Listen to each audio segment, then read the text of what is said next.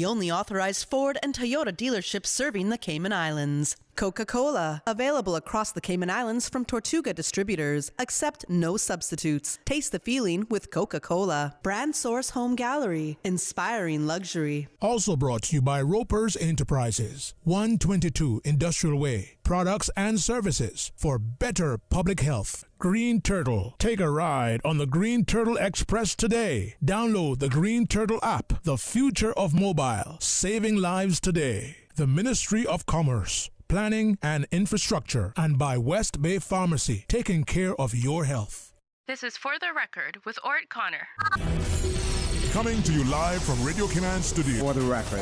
For the record. For the record. Hear from your government officials, independents, and the opposition on issues that matter to you. For the record. Engage in an open dialogue between residents and lawmakers. For the record. For the record. For the record.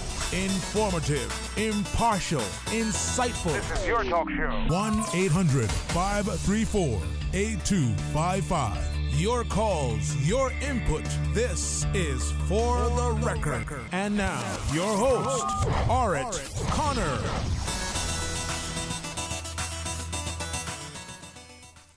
Good morning and welcome to For the Record, O land of soft, fresh breezes and verdant trees.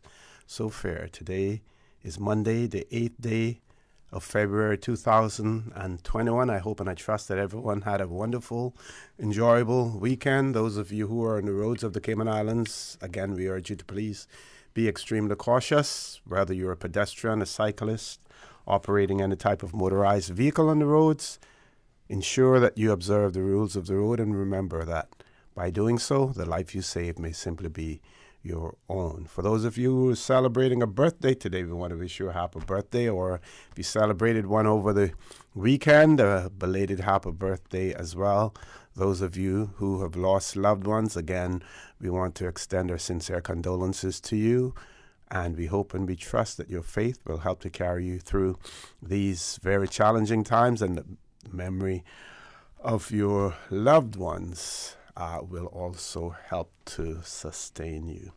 So, folks, I want to thank you for allowing Radio Cayman and, by extension, For the Record into your homes, into your vehicles as you traverse the busy roads of the Cayman Islands, into your places of work, wherever that may be.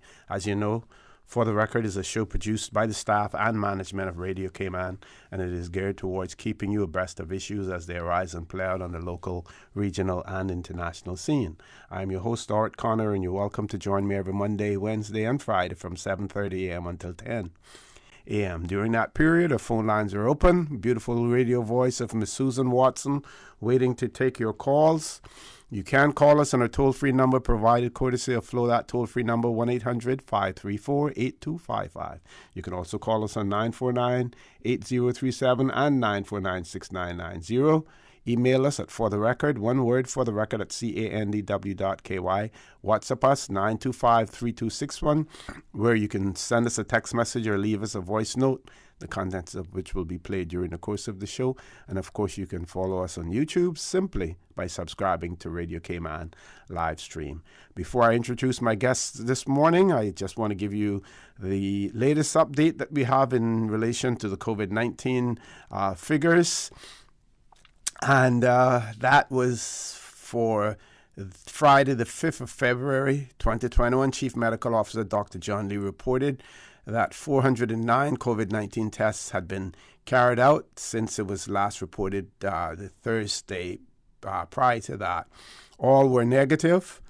He also indicated that the number of persons in isolation either at a government facility or in their homes as required by the medical officer of health is 736, and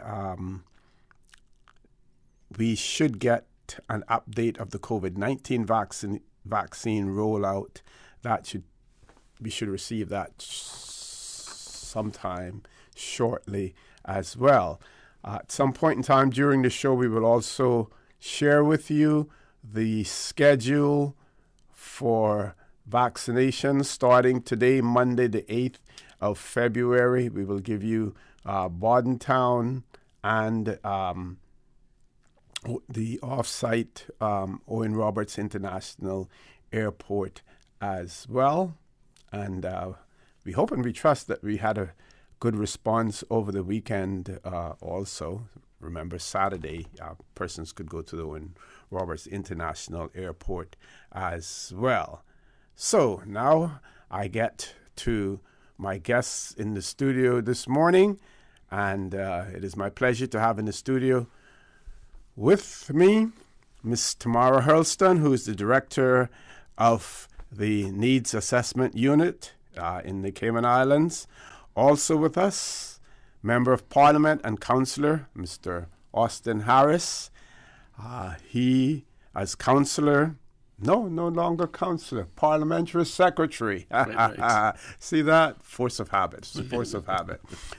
Parliamentary secretary, MP and parliamentary secretary, Mr. Austin Harris is with us, and some of his responsibilities include employment, immigration, community affairs, plus others. So long, I will let him name them. But first of all, let me say, Ms. Tamara, good morning. Welcome back to For the Record. Happy New Year to you. Good morning and Happy New Year's to you too. And Mr. Harris, good morning, sir. Welcome back to For the Record. Happy New Year to you as well. A very special good morning to you, OC. Always a pleasure to join you here on For the Record. And let me add a special good morning to the constituents of Prospect who might be tuning in. Yes, to finish out the number of responsibilities, in addition to employment, immigration, and community affairs, which, of course, I'm here today to discuss with you, together with my colleague, Ms. Hurlston. I also share responsibility for the Ministry of International Trade, Investment, Aviation, and Maritime Affairs.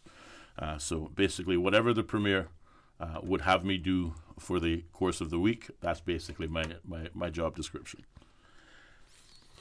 Okay, so we're going to be talking about the Needs Assessment Unit and the district visits, but we're also going to be providing important information as far as the Needs Assessment Unit is concerned as well. Yes. They certainly play a pivotal role in the lives of many people in the Cayman Islands, and certainly the COVID-19 situation hasn't made things any easier. As a matter of fact, if anything, it has probably exposed some of our the fragile nature of life, not only in the Cayman Islands but throughout the world, as well. And some of those vulnerabilities that may be hidden, they become exposed in situations like this as well.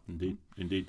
Well, certainly I want to pick up on your statement there that the Needs Assessment Unit does in fact provide pivotal, if not essential, services to a number of persons and families throughout the Cayman Islands. That includes, of course, the sister islands of Cayman Brac and Little Cayman. No time, perhaps more acutely, has those services been in demand than the present time in which we find ourselves. That, of course, is dealing with the continued COVID-19 pandemic, which, whilst on the infection end, the Cayman Islands is doing very well in terms of the rest of the world, and we have a lot to be grateful for. Certainly from the economic end, with the closure of the borders, the job losses and redundancies, the challenges, both physical and financial, to a number of our citizens has never been greater. I would like to, first of all, begin by acknowledging the hard work and dedication of the management and staff of the Needs Assessment Unit during this pandemic. It has been 11 months of, your foot on the pedal to the floor, 100 miles an hour, 6 days a week for 11 months. The sheer volume of clients and demands on the Needs Assessment Unit, whilst we've seen a few fluctuations, a few reductions, if you will, minor reductions, I would add to say, things like the pension withdrawal, the tourism stipend, and a number of the grant programs and assistance programs that have been rolled out by the Unity government in this 11 months certainly have helped. But the demand for services, whether it be rental assistance, whether it be food vouchers, whether it be, in particular, indigent medical insurance coverage, they're all high. And I would like to compliment the staff of the Needs Assessment Unit for maintaining that pace for the better part of 11 months. And that pace does not show any signs of slowing down in the present circumstance, which of course has forced the ministry and certainly the government at the policy level to look at ways in which we can assist, particularly the staff at the NAU, to deal with that volume, but also to better deliver our services to those persons most vulnerable. How can we get the assistance to people who need it as quickly as possible, as painlessly as possible, but at the same token being cognizant that, there isn't a money tree in the backyard. There are limits, and we have to obviously follow those limits as closely as possible. But what I am happy to say is that the government's commitment to our most vulnerable people has not diminished. Throughout this pandemic, the Premier made it abundantly clear that the priority for the Cayman Islands and the Cayman Islands government is the protection and preservation of life, and that has been our obviously priority since this pandemic began back in March of 2020. And a lot of those challenges and the provisions to overcome those challenges has fallen on the shoulders of the Needs Assessment Unit. So certainly with the Director President, I say this to her all the time, but also to the staff, the government does not for 1 second take for granted the important services that the Needs Assessment Unit has provided to these Cayman Islands. And certainly what we hope to talk about today are some of the ways, particularly a new initiative that we've rolled out, which we believe will help vulnerable clients better access services of NAU in a more convenient manner. Okay, so this is a good juncture for us to take a commercial break, and then when we return, we can get right into the meat of the topic and, talk about this new service that is being rolled out as well. Folks, please stay tuned. For the record, with Ms. Tamara Hurlston and MP Mr. Austin Harris will continue shortly. The Cayman Islands boasts of a long, colorful, and rich history. In tribute to our roots, Radio Cayman, the voice of the Cayman Islands, is pleased to bring you the Historical Vignette Series, brought to you by Rotary Central. For more than 110 years, Rotary members have used their passion, energy, and intelligence to take action on sustainable projects. The Cayman Islands, he hath founded it upon the seas. Alfred Biddle Bawden, JP. Alfred Bawden was affectionately known as AB. He worked as a seaman for some years and sent money home to support his family. Upon returning from sea, he started his own business, a general store. He was also a farmer and butcher, cultivating various crops to provide for his family and help the poor, while also creating jobs for members of his community. He was elected vestryman for the District of Bordentown in 1948 and served 2 terms in the Assembly. He was one of the first merchants in Bordentown and the first in the island to obtain a liquor license. He traveled to Jamaica to sign the trade agreement to export thatch rope. A member of the Bordentown Church of God Chapel, he gave financial support to the churches of the district as well as to the less fortunate. Radio Cayman's Historical Vignettes was brought to you by Rotary Central. For more than 110 years, Rotary members have used their passion, energy, and intelligence to take action on sustainable projects.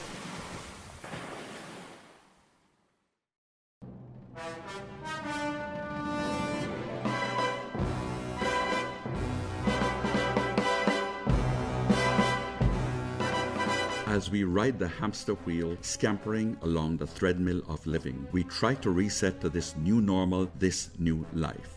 Where getting away is staying right here. Where vacation is staycation, staying safe. Where focus is surviving minutes, hours, days of anxiety. Step away and say hello to the latest exhibition of the National Gallery. Say hello to Alchemy by Cayman's premier sculptor, native son Horacio Esteban. Lose yourself in moments of geology meeting history, meeting botany, meeting zoology, meeting art. Where Caymanite and coral and unearthed cedar of thousands of years strike a pose in art. Bring your family. Leave your stress at the doors. Wellness, renewal, mental peppermint. Alchemy at the National Gallery, supported by Rotary Central Community Service.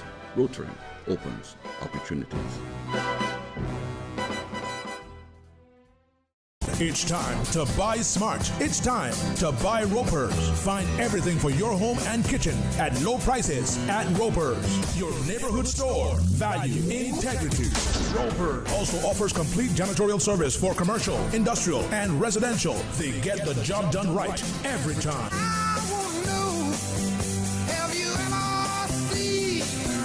122 Industrial Way, 949-2511, or email janitorial@ropers.ky. Clean up your spending with Ropers and stay prepared.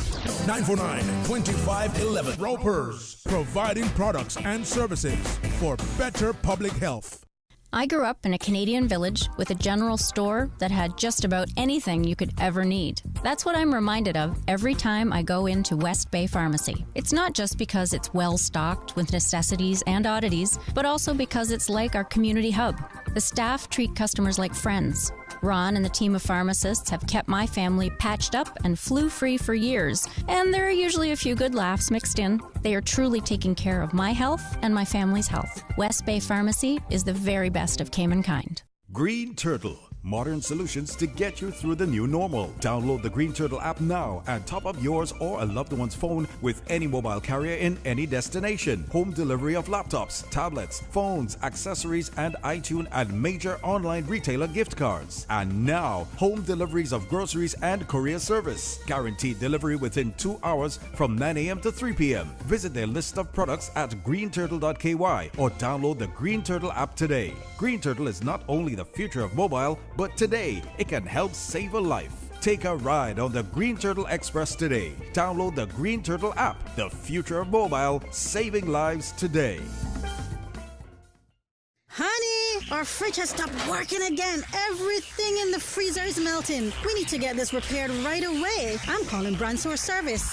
When you need the very best appliance service, call Brand Source Service at 623-5000. Offering service and installation of all brands and models of appliances. Brand Source Service is Cayman's source for appliance parts and repairs, with qualified and experienced technicians and the island's largest stock of appliance parts. Brand Source Service will have your repair completed in a flash. So, whatever the problem is, call the experts at 623-5000. Brand Source Service, Dorsey Drive, Industrial Park. Telephone 623-5000.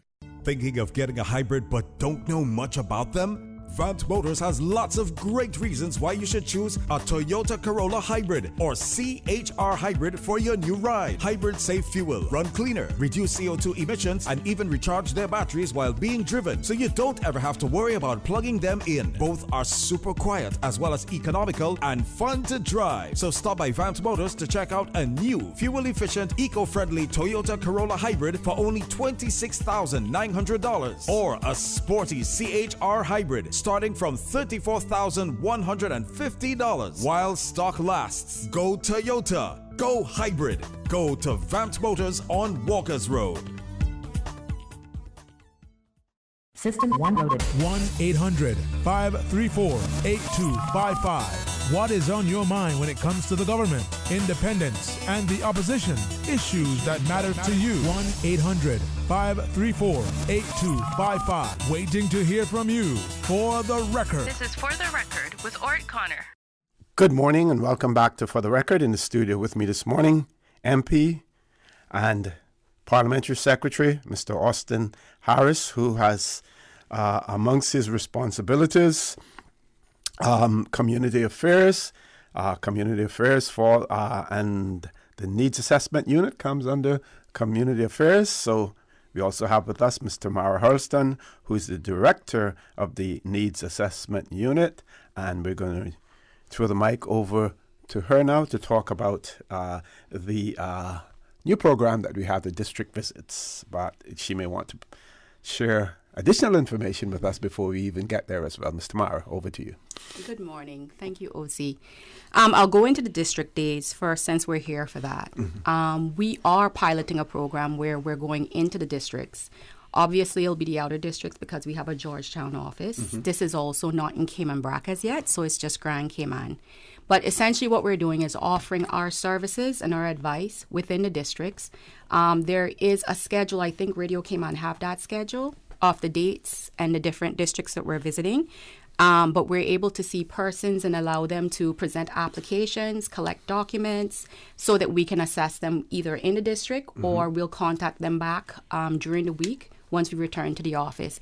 The ease of access is so that we can allow our permanently disabled or elderly persons to have easier access to our services.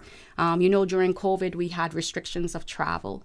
So it would have been something nice that was recommended that we could have done during COVID, but I'm glad to see that we're actually rolling this out now and we have persons who are able to access this service within the districts.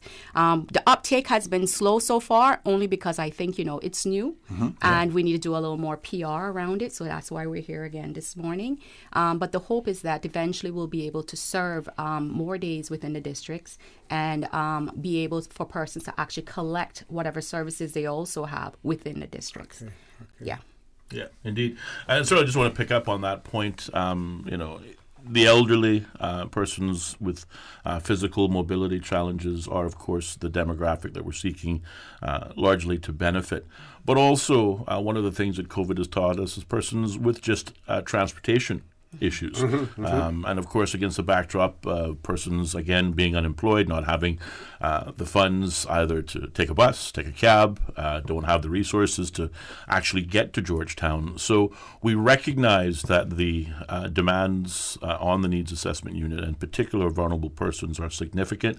And this is a way of reducing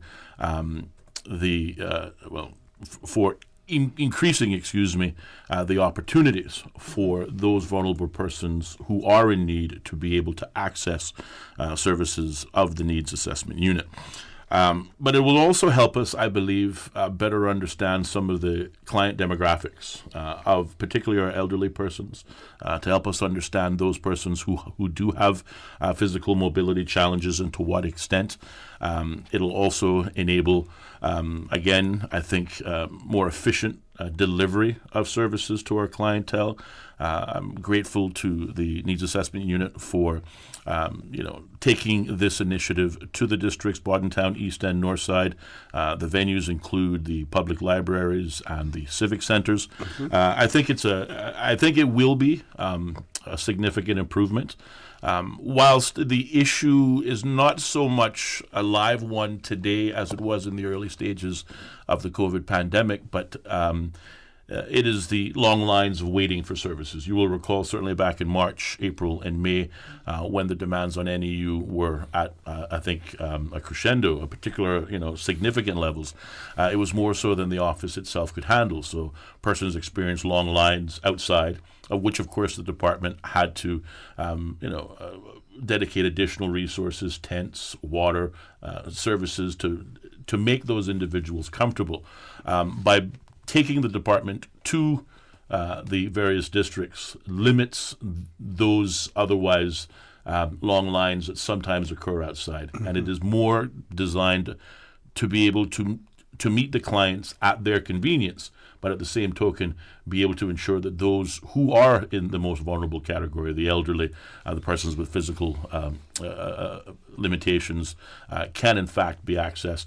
And as the director stated, uptake has been low. I think the report that I received in the first week, I think it was like 41 persons serviced. For January, we've seen about 60 persons. 60 persons. So again, 60 people that perhaps may not have been able to access services that are definitely in need of it. And I consider that a success. But certainly as the program continues, it is a pilot program. Yes. So we're seeing whether or not this idea or concept that we've come up with actually has the desired outcome or produces the desired outcome in benefiting our vulnerable clients. And I think 60 is a good number, but certainly as the director has stated, I suspect that in many cases those who need the services aren't aware of it. They don't always read the press releases that come out either online or in the media. So the second best option is to come to Cayman's #1 radio talk show and share those details, where hopefully we'll see those numbers increase significantly. Sure. Now, some people have a tendency to confuse the needs assessment unit with other aspects of services that are rendered to the more vulnerable in our society. And needs assessment Those two words. Yes. Yeah. Can we explain how that fits in and exactly what it is that the needs assessment unit does? So the needs assessment unit basically facilitate financial assessments for services. Yes. We have various services that we offer, which is in the form of food, housing, clothing allowance, utilities. However, we do assessments also for indigent medical. And that's been some confusion because persons believe that the needs assessment unit actually approve indigent medical. Yes. We do not. We facilitate the financial assessment. That is then passed on to another entity for them to make a recommendation for an approval, and then it's paid by another entity. Right. So we're just facilitating the assessment process. But we do contact the client back and let them know whether or not they're approved, which in the client's mind, of course, you came to one area for a service, you got assessed, and we told you that you're approved or denied, so they believe it's the needs assessment unit. But the reason why we were created is so that we could facilitate financial assessments on behalf of other government agencies to determine if someone is deemed indigent. Yes. So that is a misconception. You do come to the needs assessment unit to be assessed. We do provide you with a medical form to determine whether or not you have a medical need, but we do not do the approval, nor do we make the payment for indigent medical. Yeah. And again, this is an example of how, while services may be delivered from one government department, but are also shared across ministries. We talk about the financial assessment for indigent medical being conducted by the needs assessment simply because they have the mechanisms in place to properly conduct it, and this is what expertise. This is what they do predominantly all day long for any number of applicants. But then we have the Department of Children and Family Services who have to, again, assess the background, assess the family situation, assess the living conditions. And then, of course, we have the Ministry of Health who are actually providing the services and paying for those services vis-a-vis Cineco. So it is a cross-ministry collaboration, but to the point that the director makes, many persons believe, well, because I made that initial application through NAU, then it is NAU that deals with this throughout the lifespan. That also includes things like renewal of services. In many cases, if you are approved, you become a Cineco indigent client. So therefore, any challenges you have in the delivery of that services, Cineco is your first point of contact, not necessarily a phone call to your NAU officer who may have conducted the financial assessment. And again, I think a lot of this is because persons may be accessing services for the first time, and we accept that they may not understand, who's responsible for me at what point, and that's why, opportunities like this are hugely beneficial. Excellent. Good time for us to take a break. Top of the hour, 8 o'clock news. Folks, when we return, the conversation with the Director of the Needs Assessment Unit, Ms. Tamara Hurlston, and MP and Parliamentary Secretary, Mr. Austin Harris, will continue. Please stay tuned. Thank you, Mr. Connor. And studio time now by Foster's is 8 o'clock.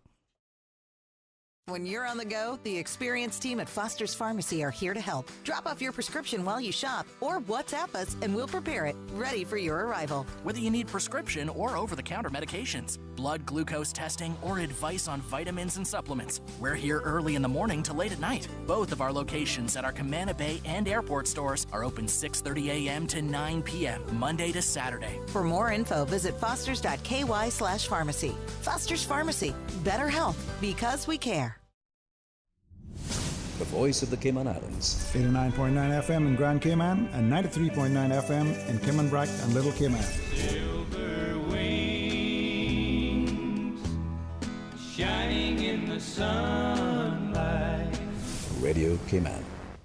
The 8 a.m. news is proudly sponsored by the Chamber of Commerce Pension Plan. For further information, please visit chamberpension.ky.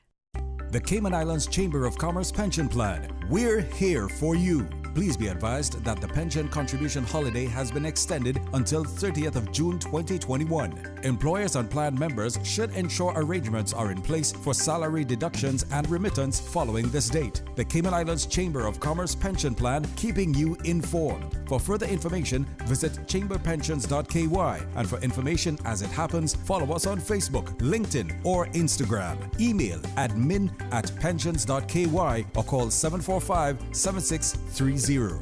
We're here for you. Your voice, your choice for today's biggest news. Radio Cayman, the voice of the Cayman Islands.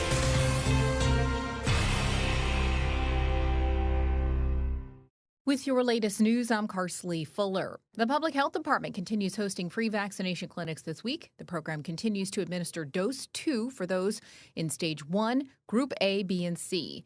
Individuals receiving their second dose are reminded that the date noted on the vaccination card for the second dose is the earliest at which you can receive your vaccine. If you got your first dose at the District Health Center, you can absolutely get your second dose at the airport should you choose to do so on your appropriate date and surname. Public Health says the new off-site COVID vaccination clinic at the airport has proven to be a, quote, great location to administer the vaccine in large numbers, improving efficiency and the overall experience for patients as it has a large space, ample parking, and reduces the wait time. You're reminded if you do use the Owen Roberts Clinic, you should come during your allocated time slot, as arriving early to wait in a queue isn't necessary. The vaccination clinic, previously located at the hospital, is now at Owen Roberts International Airport's check-in area. Face masks are required at all vaccination clinics. You can find the full schedule online at hsa.ky. 742 persons registered to work with the government's National Enhancement Project in December and January. The twice-yearly beautification program attracted unemployed and underemployed Caymanians and spouses of Caymanians for up to 2 weeks of paid work, as well as clearing scrub, roadside remediation work, and clearing beach access. NICE teams tackled general maintenance work at the agricultural grounds and refurbished of the truck scale at the Georgetown landfill. Planning Minister the Honourable Joey Hugh tells Radio Cayman over the years his government has developed the project into a multi-agency program, including work and others that play a, quote, pivotal role in the employment and training of Caymanians. We can look to start partnering with other agencies and perhaps extend the project over longer periods of time. Use it as a training program or a second chance program, a bit of a rehabilitation or on-the-work training programs for some of the folks who are fully able and capable of working, but for whatever reason are unable to find full-time employment.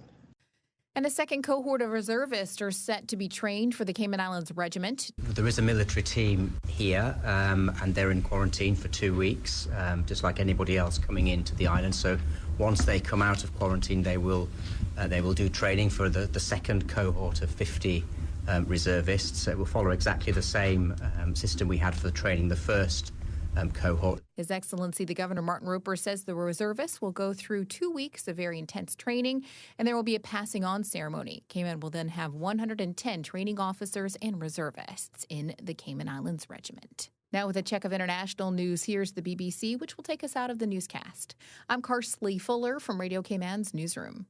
BBC News, we're Jerry Smith. As protests against the military coup continue in Myanmar, generals have warned against damaging what they called the stability in the country and said they could take action. The statement came on the third consecutive day of big demonstrations against the takeover, with tens of thousands of people on the streets. A search operation is underway in northern India, where as many as 200 people are missing after flooding caused by a glacier collapse in the Himalayas. The waters burst through 2 dams and swept away bridges. 18 bodies have been found so far. The Dutch authorities have suspended all adoptions from outside the country. An investigative committee had earlier found evidence of poor women being coerced to give up their children. Ministers have acknowledged the government had been aware of suspected cases of abuse but hadn't intervened. A former senior official of the Spanish Popular Party is facing corruption charges for a second time. The former treasurer has already been sentenced for hiding illegal donations.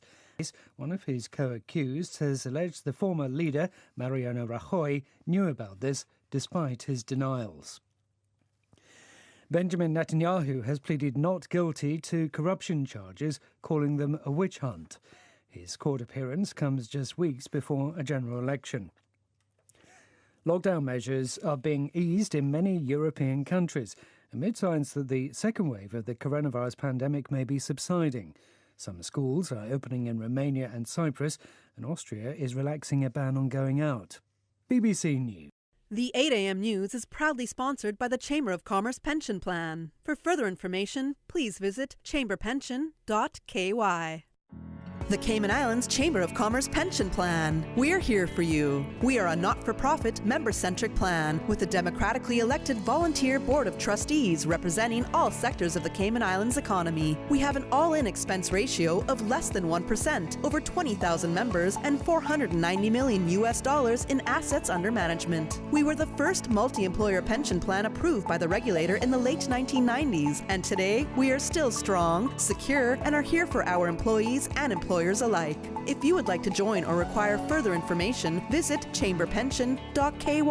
And for information as it happens, follow us on Facebook, LinkedIn, or Instagram. Email admin@pensions.ky or call 745-7630. The Cayman Islands Chamber of Commerce Pension Plan. We're here for you.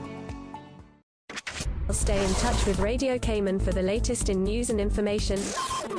Follow Radio Cayman on social media, Facebook, Instagram, Twitter. Download the Radio Cayman app or log on to our website, www.radiocayman.gov.ky. Radio Cayman, your voice, your choice, your radio. That thing we've been saying for 64 years, ignore it. Eat the KFC wings, drink the KFC gravy, fill up on fries. Just please forget the thing we normally suggest. You know, that thing you used to do with your tongue after finishing a delicious piece of our KFC chicken. We get it. It's not easy. There's a reason why it's been our slogan for over half a century. But the world's drastically changed of late, and as soon as we can embrace the change, the sooner we can all get back to doing what we do best. KFC. It's good. Bacardi presents One Love Legends of Reggae Concert, Saturday, February 13th at Coral Beach, featuring Mr. Notch and Local Motion 345, Erica Asai, Bonafide K-Man, and DJ Craig, covering legendary reggae music with a lovers rock twist for this pre-Valentine's Day show. Catch the free pre-show from 4 p.m. with the Neverines and Sugar Daddy. Tickets to the main event, $25, available from eventpro.ky or ticket outlets, Coral Beach, Blackbeard's Liquor Stores, Winner's Circle, FIS MoneyGram, Funky Tanks, Island Naturals Cafe, and ShopRite. One Love Legends of Reggae Concert is brought to you by Bacardi, Coral Beach, Burger Shack, Supermix, Caymanian Times, and Radio Cayman. During these unprecedented times, Radio Cayman, the voice of the Cayman Islands, is pleased to bring you the Cayman Strong Series. The Cayman Strong Series is brought to you by Encourse Cayman. Visit encourse.ky to view a full list of wellness services and their qualified team. Encourse Cayman, health, wellness, and happiness.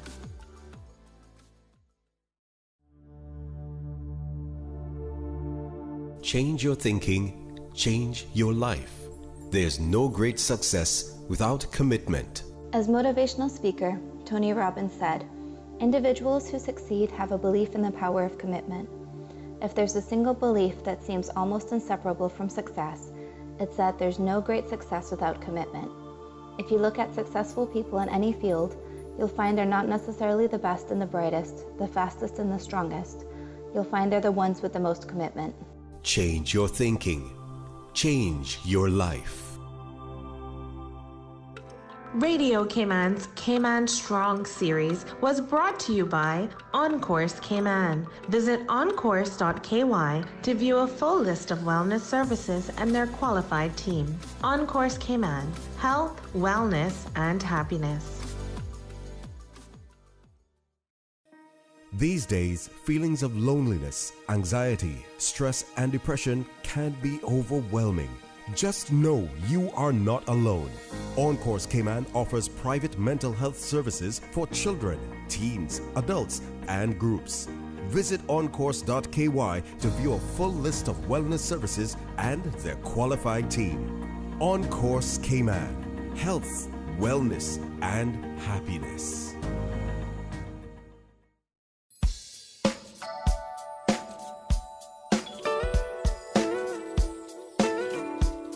Top of the morning to you. Let's take a look at the latest weather report. Current temperature is 78 degrees. Relative humidity is 81%. The barometric pressure 30.00 inches and rising. The wind is out of the east at 8 knots. Overnight low temperature was 74 degrees. Synopsis indicate moderate easterly winds and seas will continue over the Cayman area for the next 24 hours in association with a weakening high-pressure system over the western Atlantic Ocean. The forecast for today and tonight calling for partly cloudy skies with a 20% chance of showers, and temperatures will rise to the mid-80s today and fall to the low 70s tonight. Your winds will be east to northeast at 10 to 50 knots for today, 5 to 10 knots for tonight with higher gusts. Seas will be slight to moderate with wave heights of 2 to 4 feet for tonight and 3 to 5 feet for today. We're presently at a high tide, and the next low tide will be this afternoon at 2:20 and a high tide again tonight at 7:33. The sun will set this evening at 6:21 and will rise tomorrow morning at 6:57. And the outlook is calling for similar weather conditions through Wednesday morning. That's the very latest on your weather report. The traffic report is brought to you by Subway. Planning a meeting, event, or office celebration? Visit subway.ky to place your catering order today. Good morning once again. Let's take a look at what's happening on the roads. Remember, some planned works taking place beginning today, February 8th, along Anthony Drive between Smith Road and Andy Drive intersections. And motorists are being advised to avoid driving in the area between 6:30 a.m. and 2:30 p.m. weekdays during the works. If motorists must use the road, you are encouraged to drive with caution and follow all traffic signs. The planned works will continue for 6 to 8 weeks. Looking to the Linford Pearson Highway, busy traffic, bumper to bumper. Delays expected as you're heading down to Georgetown. And busy traffic coming off of Linford Pearson Highway on Agnes Way and also off of Bobby Thompson Way. As we look to the West Bay Road, in front of the Ritz, traffic is moving along moderately in both directions. Coming from the West Bay four-way stop, no issues there as traffic flowing nicely. Good flow of traffic on some sections of Northstown Road. Other sections moving along moderately, as well as on Eastern Avenue and Godfrey Dixon Way. As we look to Shedden Road, traffic is moderate in both directions. That's the very latest on your traffic. Join us again at about 10 minutes after 12 for another look at traffic. Have a good morning and click it or ticket. It's the return of the Sub of the Day. Come into any Subway location and order the 6-inch Sub of the Day for only $3.50. Or get the full meal for just $6. Wow, a meal in Cayman for only $6? Yes, and it's never been easier to get your favorites from Subway. Just stop in, message WhatsApp at 929-4658, order online, or use Let's Eat or the Bento app. Check out their Facebook or Instagram for the latest store hours. Subway, eat fresh. The traffic report is brought to you by Subway. Planning a meeting, event, or office celebration? Visit subway.ky to place your catering order today. With Logic, you get more things you do want, like faster fiber internet, more TV, entertainment, and better customer service. And you get less of the things you don't want, like waiting, boredom, and disappointment. More of the good, less of the bad. It just makes sense. Or should I say, it's logical. See what I did there? Call us or go to logic.ky to find out how you could be getting way more of what's good. Radio Cayman News. The more contagious British variant strain of COVID appears in test results from several incoming I travellers. strongly encourage everyone dealing with travellers to remain vigilant and adhere to infection prevention and control strategies. The Cabinet has decided to name a new national hero, Leela McTaggart Ross-Shire. Radio Cayman, your voice, your choice for today's biggest news. For the record, with Orrett Connor. Initiating system. For information that matters. For the record, with Orrett Connor. Continues right now on Radio Cayman. Good morning and welcome back to For the Record. In the studio with me this morning, Director of the Needs Assessment Unit, Ms. Tamara Hurlston, And also with us, MP and Parliamentary Secretary, Mr. Austin Harris. We're talking about the NAU District Pilot Program and just some background information. I think it rolled out in December of 2020, 11th and 18th of December. It is designed to improve access to the Needs Assessment Unit services by persons in district communities. The initiative visits districts for the next 6 months as planned. Persons who need assistance with their Needs Assessment Unit applications or any other Needs Assessment Unit type issues are advised to attend and bring supporting documents along with them. So for East End, for instance, the Friday, the February 5th, just passed. That was the date for there. The next visit in East End then will be the 9th of April. Sorry, the 5th of March. 5th of March, sorry. So, okay, so I got that wrong then. So we had, 5th of February, right? 5th of March, 5th of March in East End. So please take note of that date, the 5th of March. For North Side, it's the 12th of March. The 12th of February is the next one, which is this Friday. Right. And then the 12th of March, right. For Bordentown, it's the 19th of February, and then the 19th of March. And for West Bay, it is the 26th of February and the 26th of March. And back to those figures again, you said since December of 2020, you're approximately 60 persons served within the districts. And we're hoping that number will increase now that persons are aware of the schedule. Right. Yeah. And what assistance can other community groups within, or even the representatives in the districts can help with in terms of pinpointing persons who may be in need of some assistance and steering them there? Are we relying on community groups, church groups to advise their members and congregants of the fact that the service is being provided to them? Yes. There have been ongoing collaborations since the pandemic with organizations such as the Cayman Food Bank, such as Resilience Cayman. Obviously there's a large number of persons who need to access services, but one of the common challenges that we oftentimes have to remind the audience, particularly the public, is that while services of the Needs Assessment Unit are available to vulnerable groups, those vulnerable groups must be Caymanian. So therefore, it's not regular practice or part of the available NAU protocol to provide services to work permit holders, for example. So we recognize that there are organizations, Andam Acts of Kindness, the Food Bank, Resilience Cayman, that provide services to these other demographic groups for which we are grateful for. But we also work with, for example, the Ministry of Education as it relates to school lunches. One of the problems that were identified certainly in the early part of 2020 were not only the need for school lunches, but also the number of families that were identified as vulnerable persons who did not have access to NAU. So a collaboration begun, I want to say in June or July, with the Ministry of Education and the Ministry of Community Affairs to identify such persons and families and get them connected with NAU, get them assessed so those services can in fact be delivered. So yes, the Ministry of Community Affairs does in fact work with a number of private sector partners to identify vulnerable parties, and for those persons who are Caymanian and meet the criteria that certainly falls under NAU, then those services are made available. Mr. Mara, you want to add anything? Sure, yes. I'm glad that you brought up the fact that it's for Caymanians only, because we had quite a bit of confusion, especially during COVID, with non-Caymanians presenting to the NAU, and we do not provide services to non-Caymanians.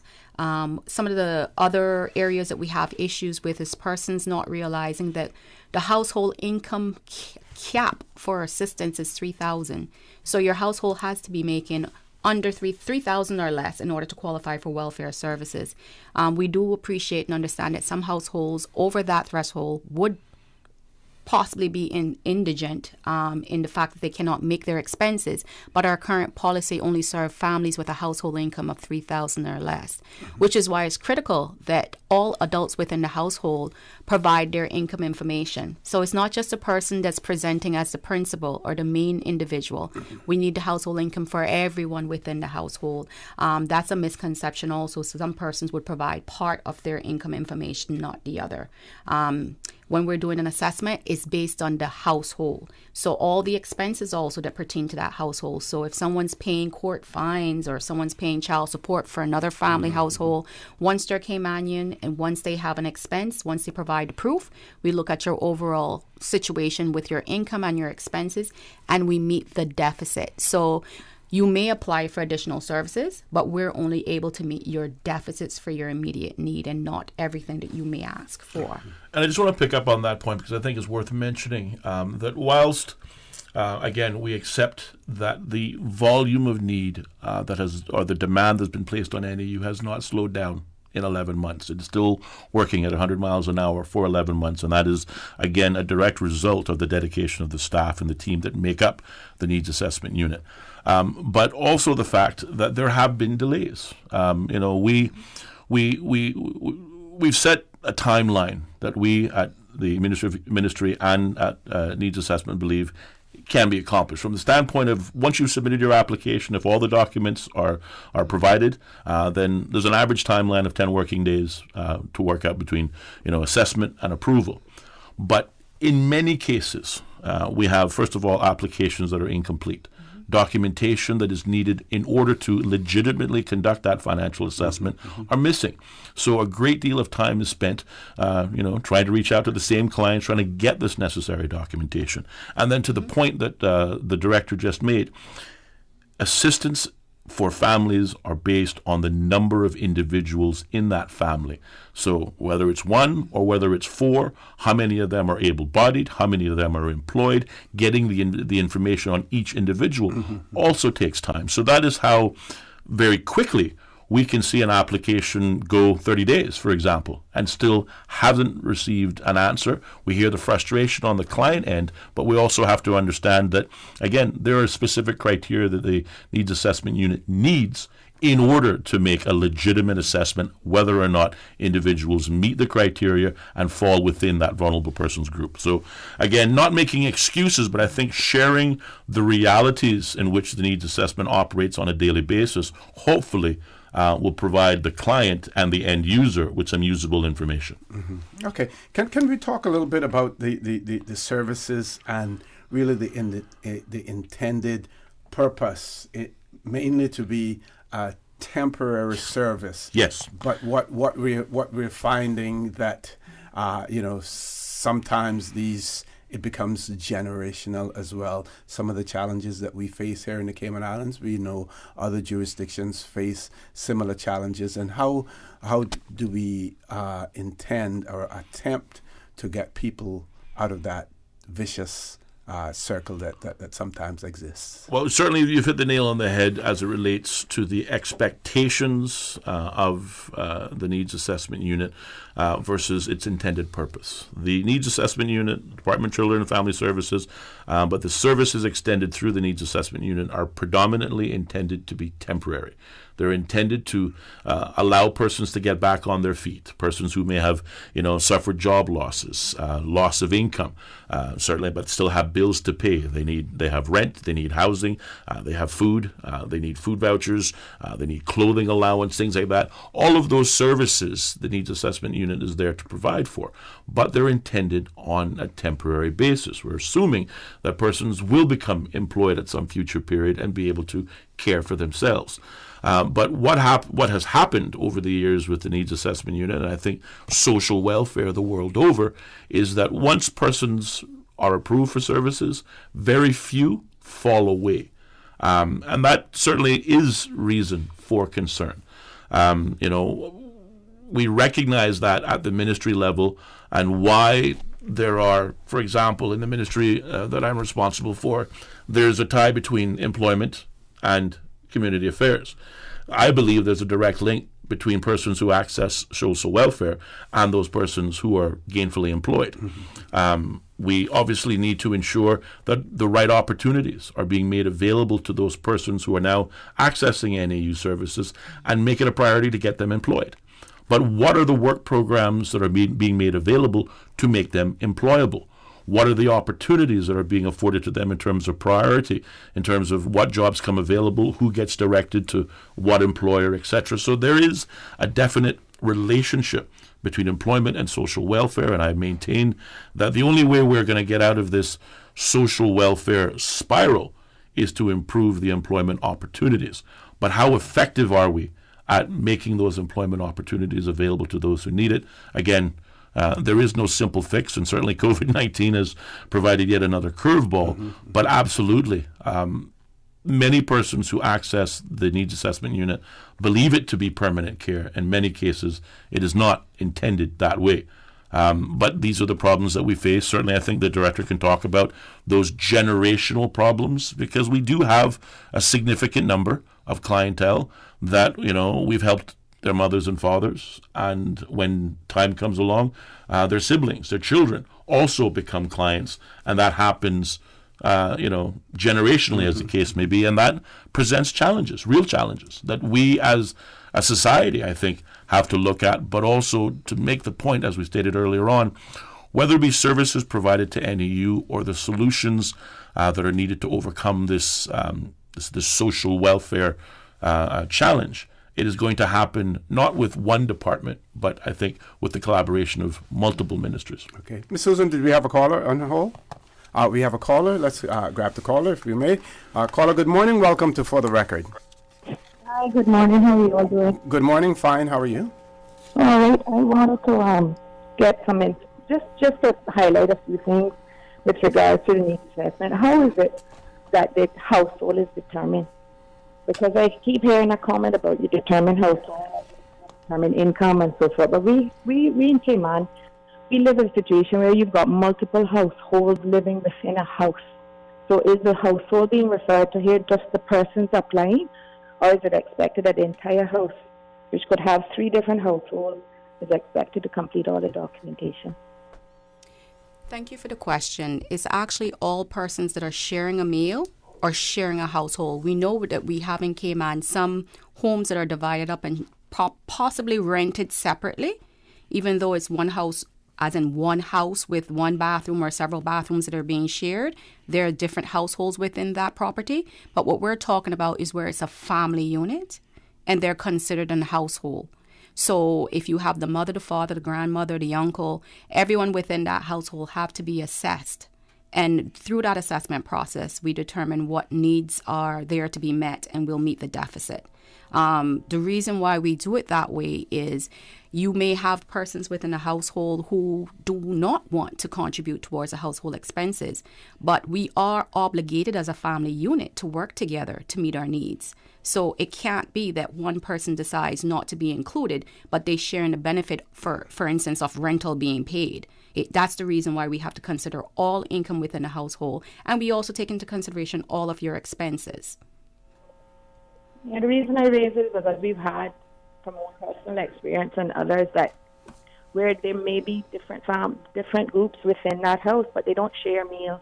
But the environment is felt that as if people aren't being truthful, because you can have grandparents and children living in the household, but those children are responsible for their own meals. The grandparents do not cover any of those expenses. Those children cover their own expenses, and some of those adult children can become unemployed with their own children but still live in that house.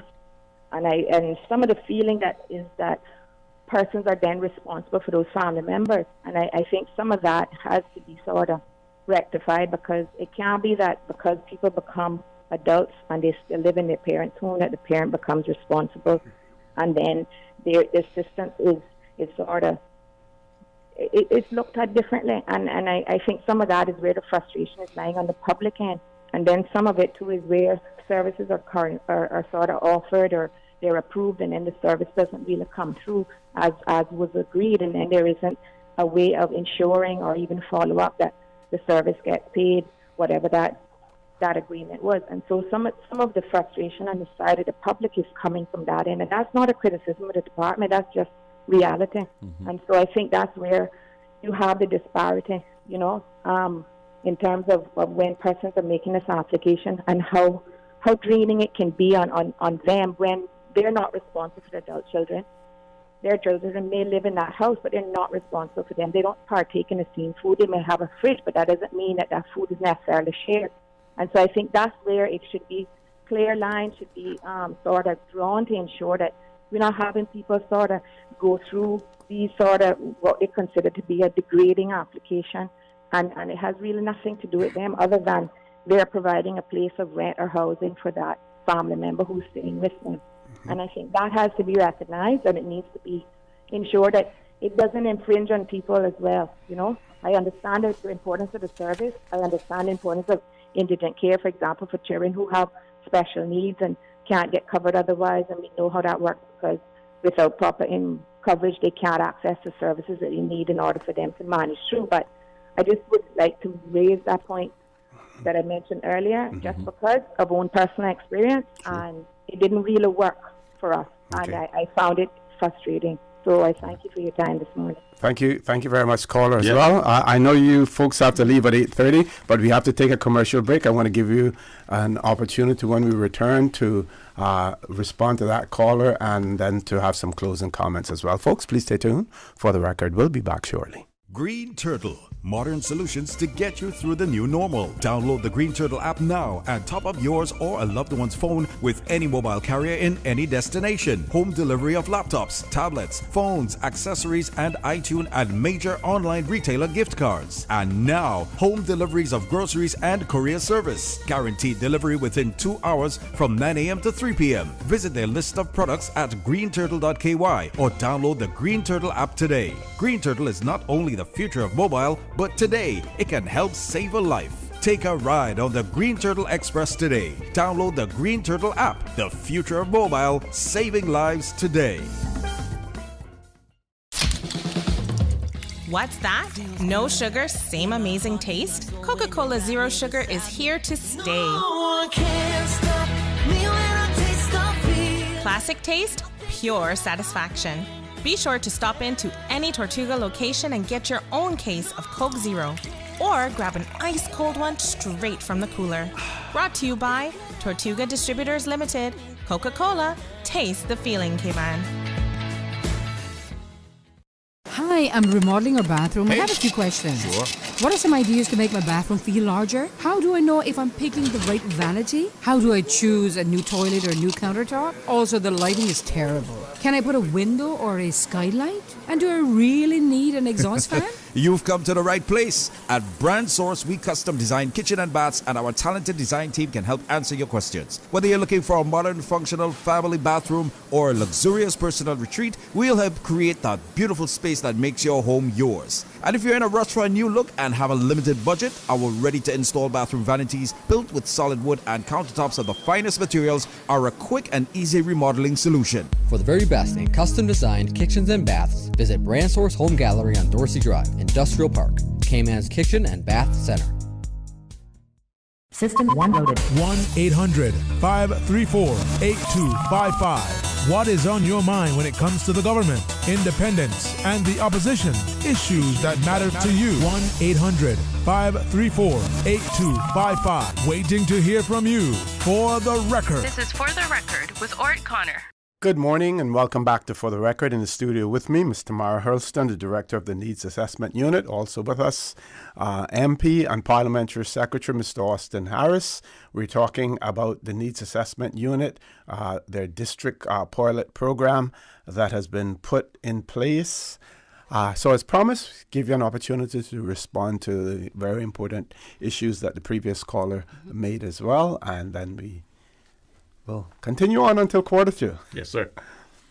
Okay, so I'll take the question from the caller, and I thank the caller for that, because it is a common misunderstanding in regards to the household. Now, where persons are living with their parents in their household, it is a household assessment. Many may not realize, but we do have something called the maintenance law in the Cayman Islands, which require you to take care of your parents. So essentially, just like how parents with children can take the spouse to court, or the father or parent of that child, other parent, to court to get maintenance, a parent can actually file the same maintenance for their children to take care of them. So when you are actually in the household of your parents, you are supposed to be contributing to that household.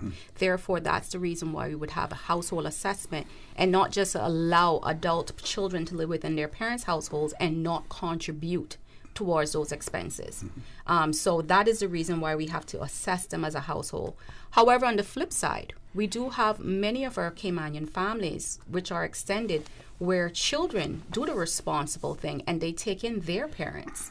And when they do that, we will look at the individual expenses for their parents, and we can assess them based on that, knowing that that child has actually taken the initiative to provide some support in regards to housing, because they're now allowing them to live with them within their household. But on the other side, we're trying not to encourage our families to have adults who lean on our elderly who are already in a situation where they have either limited or no income, and then that compromises their household. And hence the reason why we have the household assessment. Excellent. Yeah, indeed. Well, again, I really have nothing to add to that except to state, as I did in the beginning, the number one priority for the Needs Assessment Unit is, in its remit, to provide services to our most vulnerable people. That includes the elderly, that includes persons with physical disabilities, that includes persons who, again, find themselves with short-term challenges, being unemployed. COVID-19 notwithstanding, certainly has provided its own set of challenges. And the Needs Assessment Unit has been there to provide those vital services. For 11 months, it continues to service, I think, at recent statistics, just over 2,500 families.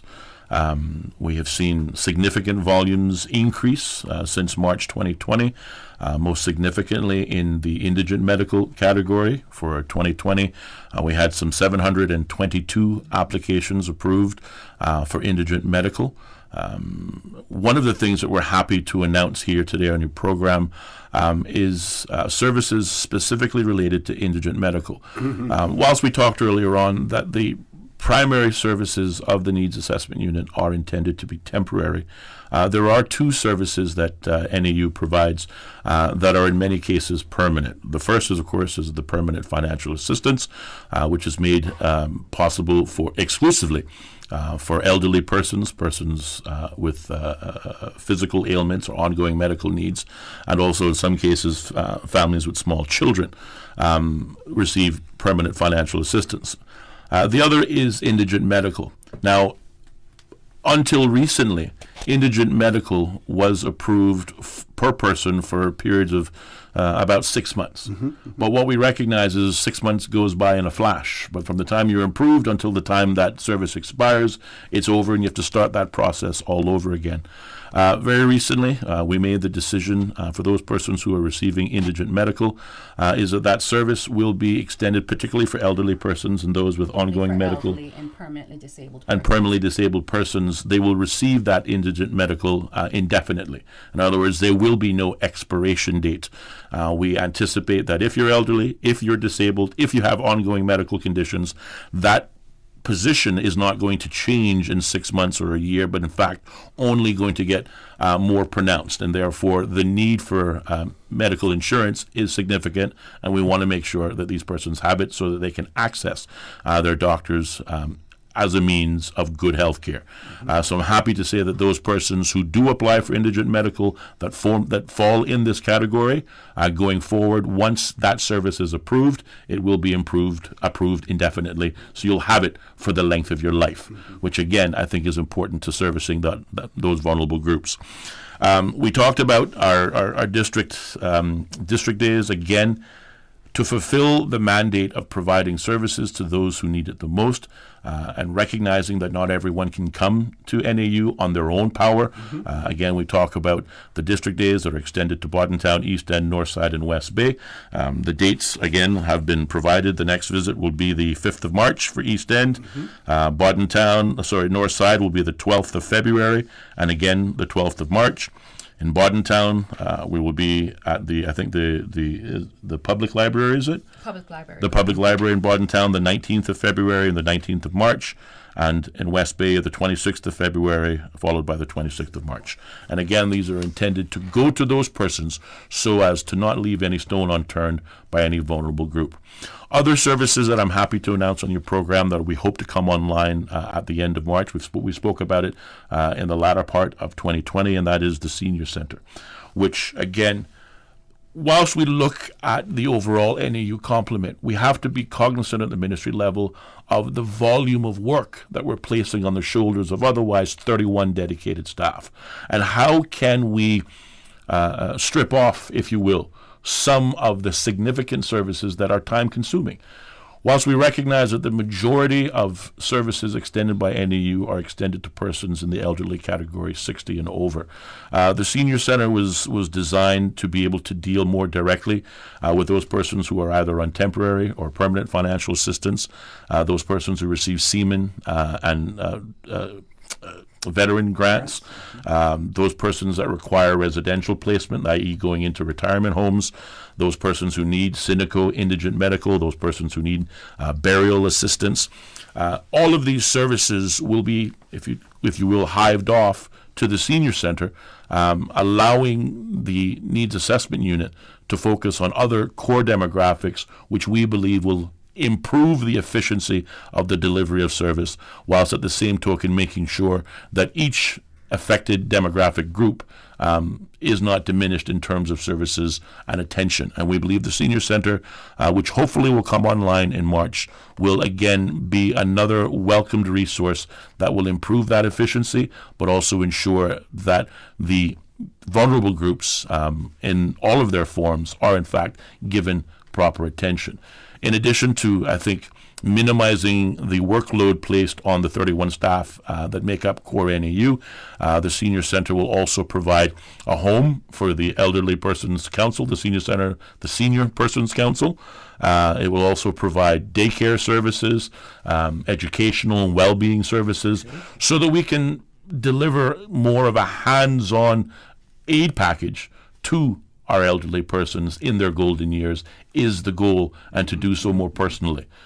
So these are some of the initiatives that we have come up with at the Ministry of Community Affairs to improve the delivery of service. We recognize that there are challenges. We recognize that we don't get it right all of the time. We recognize that there are sometimes delays, and there are persons on the other end who feel frustrated by that.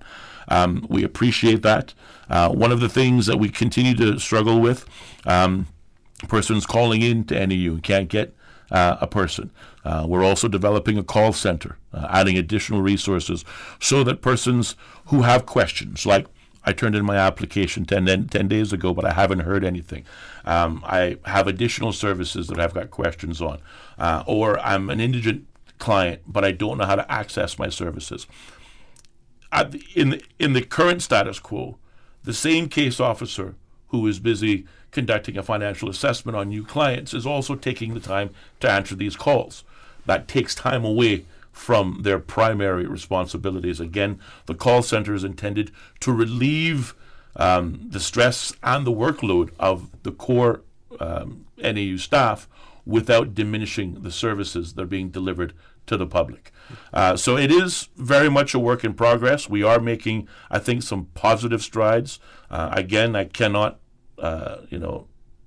fail to mention the dedication and hard work of that team of 31 people, and certainly to the clients that we service.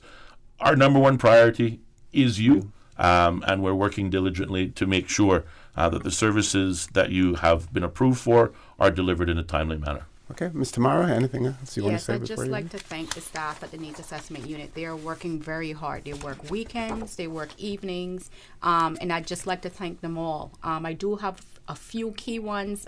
For instance, Mr. Ernie, who I met there this morning at 6:30 in the morning, he's probably been there from 5:30. Miss Ellen, who's in early in the morning. I have my deputy, Melissa Smith, who's awesome. And the rest of my management staff. I have Julie, I have Danette, I have Justin, I have Melissa McLaughlin, and I have Trisha Skyers. But all of the NAU team, they're working really hard, and I appreciate every one of you guys. And we will continue to work for our Caymanian people, because my staff is 100% Caymanian, which is essential because they understand the needs of our community. And I just want to make another clarifying statement in regards to the indefinite indigent medical. Until we get back the 9 bank checks, because we do bank checks on individuals, that's when the indefinite approval will come through. So you may still get some temporaries for the elderly and the permanently disabled until we get the 9th bank check back, and then you'll be granted the indefinite if approved. Also, I'm glad you brought up the contact center. When we say contact, because persons can contact us by phone or via email. Eventually we'll look into WhatsApp. And that is something that we're happy to hear that, we'll soon have hopefully staffing for that contact center, that we'll have it up and running. And it's already kind of being piloted, and the clients are satisfied and are feeling happier, I should say, that they actually reach someone who can actually tell them something about their case, and not just another person who's going to forward your call to someone else. Yeah. And I think that about wraps it up. Another thing on the permanent financial assistance, which is PFA, it did increase to $950 in January. It's increased by $100 for the last, I think, 4 years or so. Yes. So persons will be happy to hear that. And again, that is only for our elderly and permanently disabled clients, and not for any and everyone to apply for. Excellent. Okay.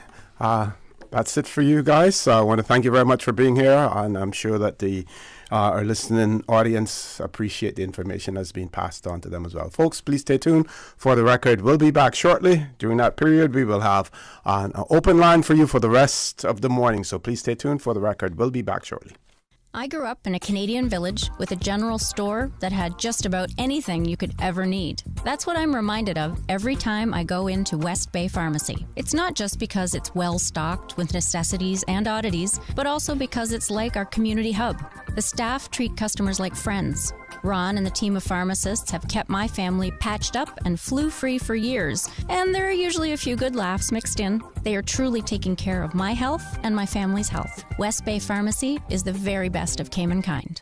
Green Turtle. Modern solutions to get you through the new normal. Download the Green Turtle app now and top up yours or a loved one's phone with any mobile carrier in any destination. Home delivery of laptops, tablets, phones, accessories, and iTunes and major online retailer gift cards. And now, home deliveries of groceries and courier service. Guaranteed delivery within 2 hours from 9 a.m. to 3 p.m. Visit their list of products at greenturtle.ky or download the Green Turtle app today. Green Turtle is not only the future of mobile, but today it can help save a life. Take a ride on the Green Turtle Express today. Download the Green Turtle app, the future of mobile, saving lives today. Thinking of getting a hybrid but don't know much about them? Vant Motors has lots of great reasons why you should choose a Toyota Corolla Hybrid or CHR Hybrid for your new ride. Hybrids save fuel, run cleaner, reduce CO2 emissions, and even recharge their batteries while being driven, so you don't ever have to worry about plugging them in. Both are super quiet as well as economical and fun to drive. So stop by Vant Motors to check out a new, fuel-efficient, eco-friendly Toyota Corolla Hybrid for only $26,900 or a sporty CHR Hybrid starting from $34,150 while stock lasts. Go Toyota. Go hybrid. Go to Vant Motors on Walkers Road. Cayman Arts Festival is back. The 2021 festival features Cayman's artistic performers, including guitarist Nathan Herrera. The flamenco guitarist takes the stage on Thursday, February 11th, 7 p.m. at the Westin Hotel Ballroom. Mr. Herrera is an accomplished guitarist with an extensive international performing background from Spain to Florida. See the rhythmic genius of Nathan Herrera live in concert with the Cayman Arts Festival, Thursday, February 11th, 7 p.m. Tickets are available at www.caymanartsfestival.com. For more information, call 922-5550 or email inquiries@caymanartsfestival.com. Event sponsored by RBC Dominion Securities. For the record with Orrett Connor. Initiating system. For information that matters. For the record with Orrett Connor. Continues right now on Radio Cayman. Good morning and welcome back to For the Record. No guests in the studio, so we have an open line for you to call in to talk about anything that can be spoken about on the radio. Toll-free number, I'll remind you, 1-800-534-8255. You can also call us on 949-8037, 949-6990. Email us at fortherecord, one word, fortherecord at candw.ky. WhatsApp us, 925-3261. You can leave us a text message or send us a voice note as well. What I want to share with you now, because it is about 8 minutes to 9, and the COVID-19 vaccinations are still being administered. And for today, Monday, the 8th of February, for the Borden Town, at the Borden Town Clinic, from 9 a.m. until 10 a.m. stage. Those getting the second dose, A through F,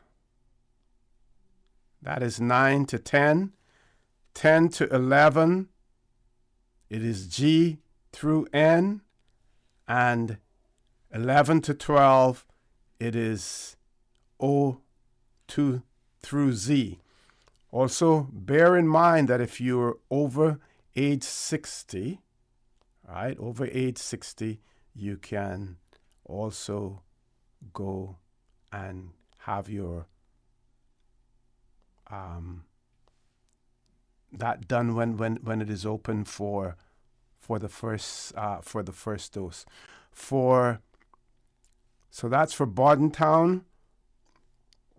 For Owen Roberts International Airport, second dose, 9 a.m. to 10, A through F, 10 to 11, G through N, 11 to 12, O through Z as well. Again, we want to encourage you.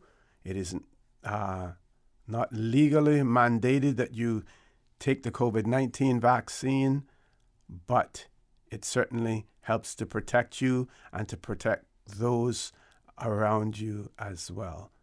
We encourage you to do so, do the responsible thing, and get out there and get vaccinated. We do have a caller. Let's go to the phone lines. Caller, good morning. Welcome to For the Record. Good morning, Mr. Orrett. Hey, good morning, Doc. How are you? Pretty good. How are you? I'm fine, thanks. Yes, I was listening to your program before your guest left. Okay.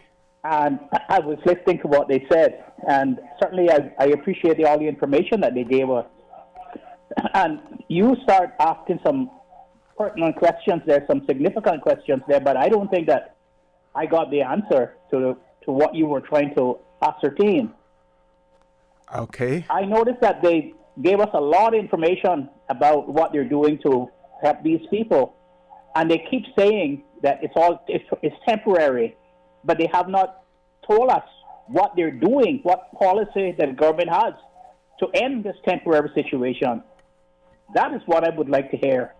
Mm-hmm. And because I don't want to get into all of the reasons why. I know the reasons why. You know the reasons why the Caymanian families have found themselves in this position.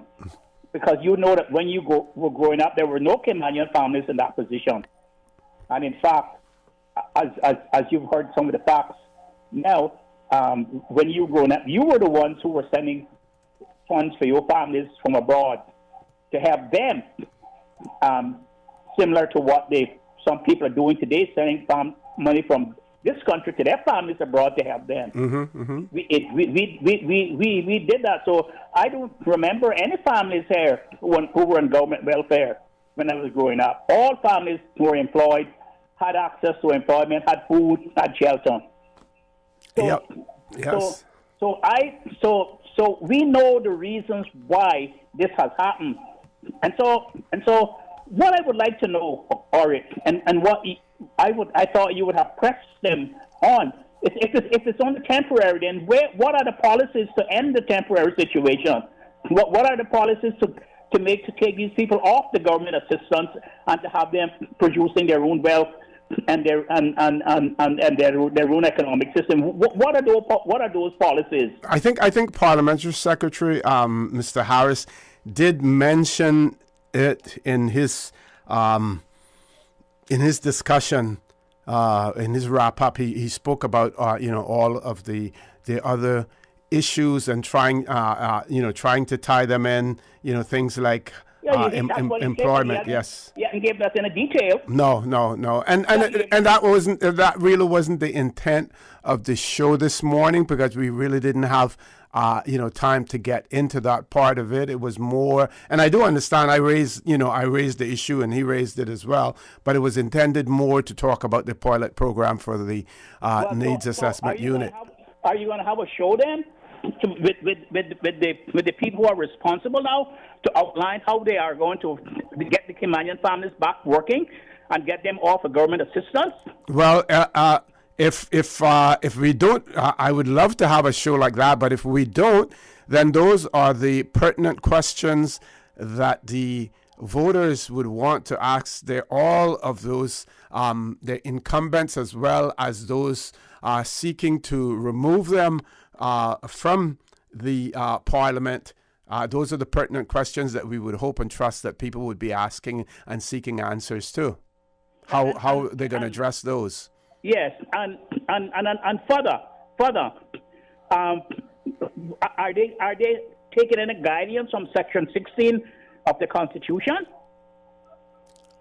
Yeah, that's another important question. That's another important question. Yes, because that is one of the most significant provisions in the Constitution. One of the most significant, and I haven't heard any of them even mentioning it. Section 16 of the Constitution. And you think that would be relevant now? In this situation, because it's not only the pandemic that caused Kimanian families to have to have welfare. Not the pandemic. It happened long before then. Long before the pandemic came last year, that Kimanian families were stretch their hands out to the government for help. Even though we have something like 27,000 work permits, and we one of the wealthiest countries in the world. Yep. Doc, can you stay on the line? We have to go to our headline news, but as you know, that is very short, because there are a few more things that I want to talk to you about. About stay on the line. Yeah, people have an interest in the situation with the person who or the persons who are demonstrating outside the government administration building, and there are several aspects to that. Some people are questioning basically their right to demonstrate. I'm not into that category at all, but what I want, there's certain aspects that we want to talk about. Certainly they have a right to demonstrate, but if you can stay online, I'd like to get that on topic for you. Yes, definitely. Okay, top of the hour headline news, folks. Please stay tuned. For the record, we'll be back shortly. Satisfaction is guaranteed 24 hours a day, whether it's music or information. From Grand Cayman to Cayman Brac to Little Cayman, we've got you covered. You ever hear a thing like that? Radio Cayman in the Cayman Islands. Today's biggest news. Radio Cayman. It's only two species that we have here on the island. Generations present. Your voice, your choice. It is in the best interest of the people of these islands. Local, regional, international. This is Headlines from Radio Cayman's newsroom. Today's biggest news. 736 people were in isolation at the start of the weekend in Cayman after government reported the results of 409 COVID-19 tests on Friday. All came back negative. Police in Myanmar's capital have used water cannons on workers conducting a nationwide strike against a military coup. Thousands are taking part on a third day of street protests calling for the release of the elected leader and for democracy to be restored. State TV has warned protesters that action will be taken if they threaten public safety or the, quote, rule of law. It comes a day after Myanmar saw its largest protest in more than a decade. And South Africa has put its rollout of the Oxford AstraZeneca vaccine on hold after a study showed, quote, disappointing results against its new COVID variant. Scientists say the variant accounts for 90% of new COVID cases in South Africa. The trial involving some 2,000 people found that the vaccine offered, quote, minimal protection against mild and moderate cases. But experts are hopeful that the vaccine will still be effective at preventing severe cases. Those are your headlines. I'm Karsley Fuller. For the latest in news and information, follow Radio Cayman on social media, Facebook, Instagram, Twitter. Download the Radio Cayman app or log on to our website, radiocayman.gov.ky. your voice, your choice, your radio. For the record, with Orrett Connor. Initiating system. For information that matter. For the record, with Orrett Connor. Continues right now on Radio Cayman. Good morning and welcome back to For the Record. No guests in the studio, but we do have an open line for you, and we have Dr. Steve McPhail on the line with us. Doc, back over to you. First of all, some of our listeners are wanting to be reminded of what Section 16 of the Constitution or Bill of Rights actually speaks to. And I don't have it, but I'm paraphrasing. Okay. I can.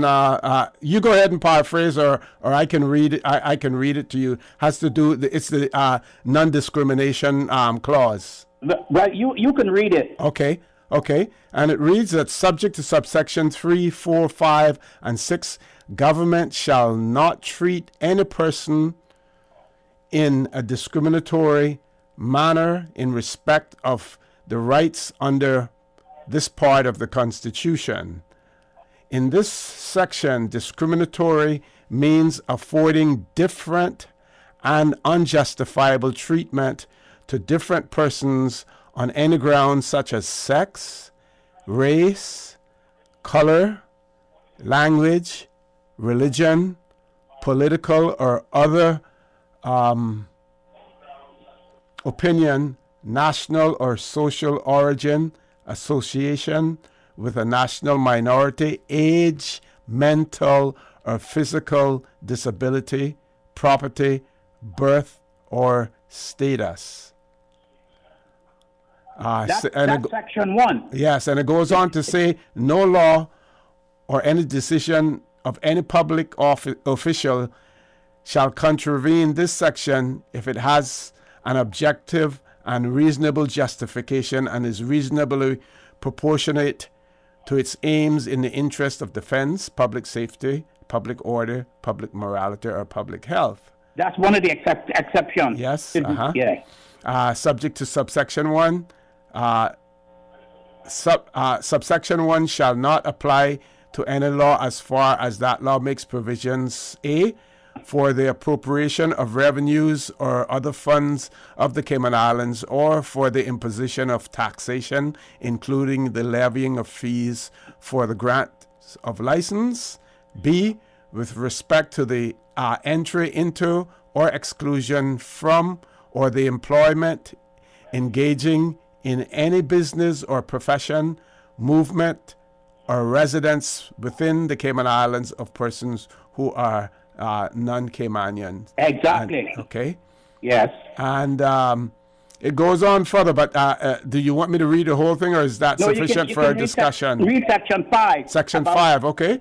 Yes. It says, Section 5 reads, nothing in this law shall be held to contravene subsection 1 to the extent that it requires a person to be a Caymanian or to possess any other qualifications not being a qualification specifically relating to any such description and grounds as is mentioned in subsection 2, in order to be eligible for appointment to any office in the public service or in a disciplined force or any office in the service of a local government authority or a body corporate established directly by any law for public purpose.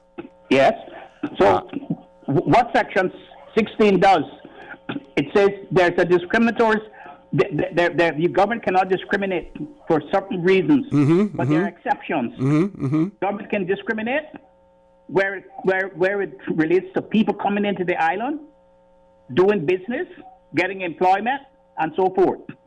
Government can discriminate on behalf of the Caymanian people. And it says government can also discriminate when it comes to people who are hired in the public service or any public companies or any organizations that belong to the government, public works, immigration, police force, prison,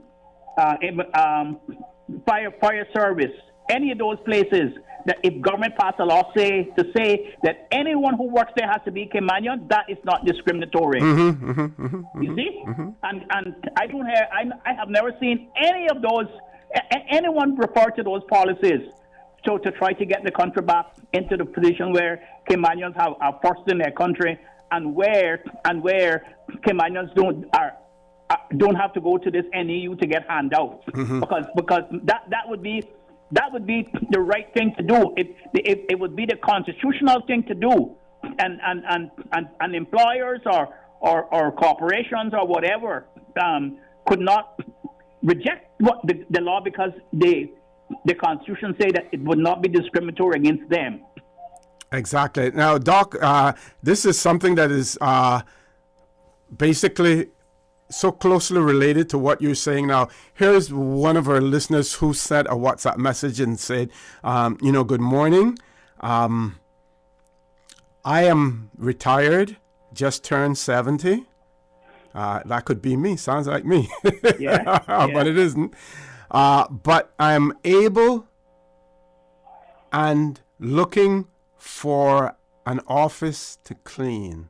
I feel like my body is seizing up. I don't need a permit, just want to work. Can't get accustomed to sitting down. So here's this person just looking for an office to clean, want to do some work. Prime candidate for employment, 70 years of age, do not consider themselves old or disabled in any way. And what a bonus for an employer, because if that person already has medical taken care of, they don't have to worry about that. They don't have to worry about paying pensions. What a bonus for, and they don't have to worry about getting a work permit. What a bonus. But these are people who find themselves in this situation and able to get a job.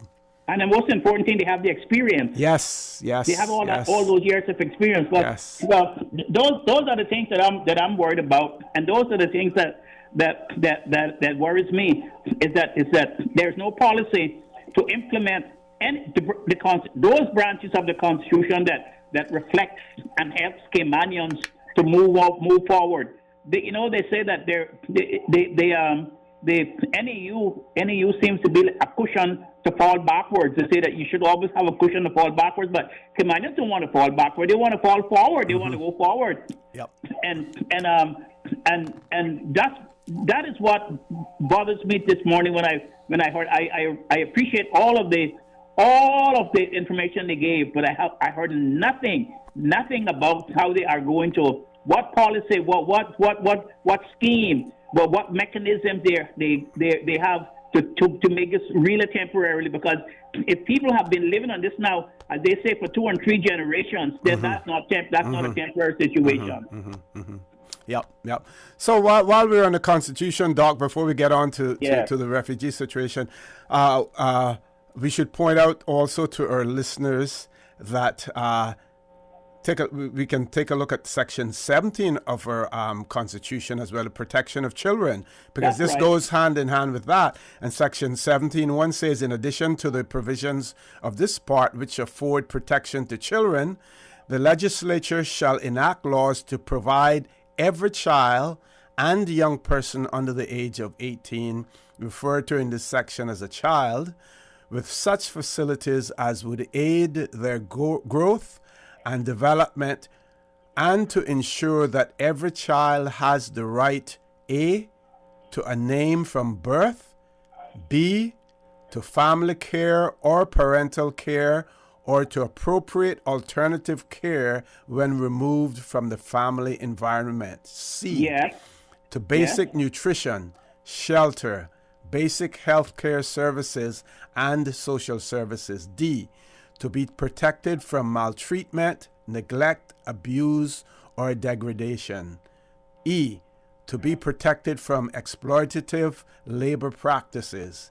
F, not to be required or permitted to perform work or provide services that 1, are inappropriate for a child of that age, or 2, places at risk the child's well-being, education, physical or mental health, or spiritual, moral, or social development. G, not to be detained except as a measure of last resort, in which case, in addition to the rights a child enjoys under Sections 5 and 22, the child may be detained only for the shortest appropriate period of time, and shall be treated in a manner and kept in conditions that take account of his or her age. H, to have a legal practitioner assigned to the child by the government and at public expense in civil proceedings affecting the child, if substantial injustice would result. And I, not to be used directly in armed conflict, and to be protected in times of armed conflict. And it goes on to say that in implementing Section 1, the legislature shall proceed on the basis that a child's best interests are of paramount importance in every matter concerning a child. Now, I know, Doc, that you as an officer of the court, that this is one of the tenets that the court and principles that the court acts on when it comes to the best interest of the child as well. That is the first and foremost in their minds. That's right. I have had several court cases. I have several applications for the court where I had to bring those provisions forward in the interest of children, and you know, we're successful with it. The courts here, I can tell you, the courts here are very cognizant of the interest of the children, even in divorce situations. You may be the parties to the suit. The petitioner and the respondent may have their difficulties and so forth, and the courts will definitely grant a divorce, but the courts will not grant a divorce until the welfare of the child is taken care of before the courts, that an order can be made, that the courts are sure that the child's welfare is taken care of if they are children of the marriage, or a child of the marriage. But one thing that you alluded to there, and that I don't see, there's no, notwithstanding that we're billing all of these places, there's no detention center for children. There's none. There's no detention center for children because can you call Francis Bawden's girl home a detention center for women, for girls, or can you call Bonaventure detention center for a detention center? I don't think so. I don't think that's what the Constitution meant. Okay. And another thing, about the education of the children, to make sure that they develop into good political, economic, social, and religious people. and productive. Yep. And productive people. I don't see anything like apprenticeship systems or even a trade school system for them, because not everybody has the can achieve academic excellence. And go on to be dentists, to be doctors, to be lawyers, to be accountants, to be bankers, and everything. So I have not seen the government provided anything like an alternative system for them, so that they can go and do the blue collar work that we have bringing so many people to do, and that is one of the interpretations of Section 17 also. Okay. Got you, as Doc. far as I'm concerned. Got you, Doc. Doc, we have to go to a commercial break. I do have another caller on hold, but before the show's over, I'm going to touch on that refugee situation. If you're still listening in, and if you have an opportunity, give us a shout back. Folks, please stay tuned for the record. We'll be back shortly. That caller that is on hold, we will take your call as soon as we return. I grew up in a Canadian village with a general store that had just about anything you could ever need. That's what I'm reminded of every time I go into West Bay Pharmacy. It's not just because it's well stocked with necessities and oddities, but also because it's like our community hub. The staff treat customers like friends. Ron and the team of pharmacists have kept my family patched up and flu-free for years, and there are usually a few good laughs mixed in. They are truly taking care of my health and my family's health. West Bay Pharmacy is the very best of Cayman kind. It's time to buy smart. It's time to buy Ropers. Find everything for your home and kitchen at low prices. Ropers. Appliances, dishware, bulk foods, and so much more. With huge savings. Ropers is stocked for your hurricane supplies. Don't cut back on your needs. Cut back on your spending with Ropers. Your neighborhood store. Value. Integrity. Ropers Enterprises. 122 Industrial Way. Call 949-2511. Clean up your spending with Ropers. Ropers, providing products and services for better public health. Cocoa Fest is back at Pedro St. James on February 13th from 12 to 6 p.m. Enjoy crafts, games, music, coconut-inspired food and treats, health and beauty products, and quench your thirst with fresh coconut water. Admission is only $5, free for kids under 6. Proceeds go to build a wheelchair-accessible walkway at Pedro St. James. So go Coconuts at Cocoa Fest, Saturday, February 13th. Sponsored by Fidelity Bank, Pepsi, Foster's IGA, Grape Tree Cafe, High Impact Media, the Tourism Attraction Board, the Ministry of Culture, and the Ministry of Tourism. For the record, with Orrett Connor. Initiating system. For information that matters. For the record, with Orrett Connor. Continues right now on Radio Cayman. Good morning and welcome back to For the Record. We do have a caller on hold. Caller, good morning. Welcome to For the Record. Okay, the caller didn't hold on, in that particular instance. So I'm getting a little bit more clarity on the situation with the demonstrator outside the government administration building. In reading one online newspaper, I got the impression that both the demonstrator and his spouse were from the same country. I have been told otherwise than that now, that is not the case. And based on, well, first of all, let me speak to the person's right to get out there and demonstrate. Now, I know that there are Caymanians out there who feel otherwise. And, what gives this individual the right to get out there and demonstrate? The government of the Cayman Islands is assisting him. He's reliant on them. You're biting the hand that's feeding you. A person is exercising his constitutional right, one that we have afforded him. And as repulsive as that may be to some persons, it is a right that person enjoys, and you never know that it is quite possible that you may find yourself in not necessarily that situation, but some situation where you want to make it known that what your feelings are, that if you feel that you're not being treated correctly, and if you feel that there are issues that need to be addressed, you may find yourself in that situation. So first of all, that person has a constitutional right to do what they're doing out there, and as long as they're doing it legally, and it would appear they must be doing it legally because no one in authority has sought to remove them from there.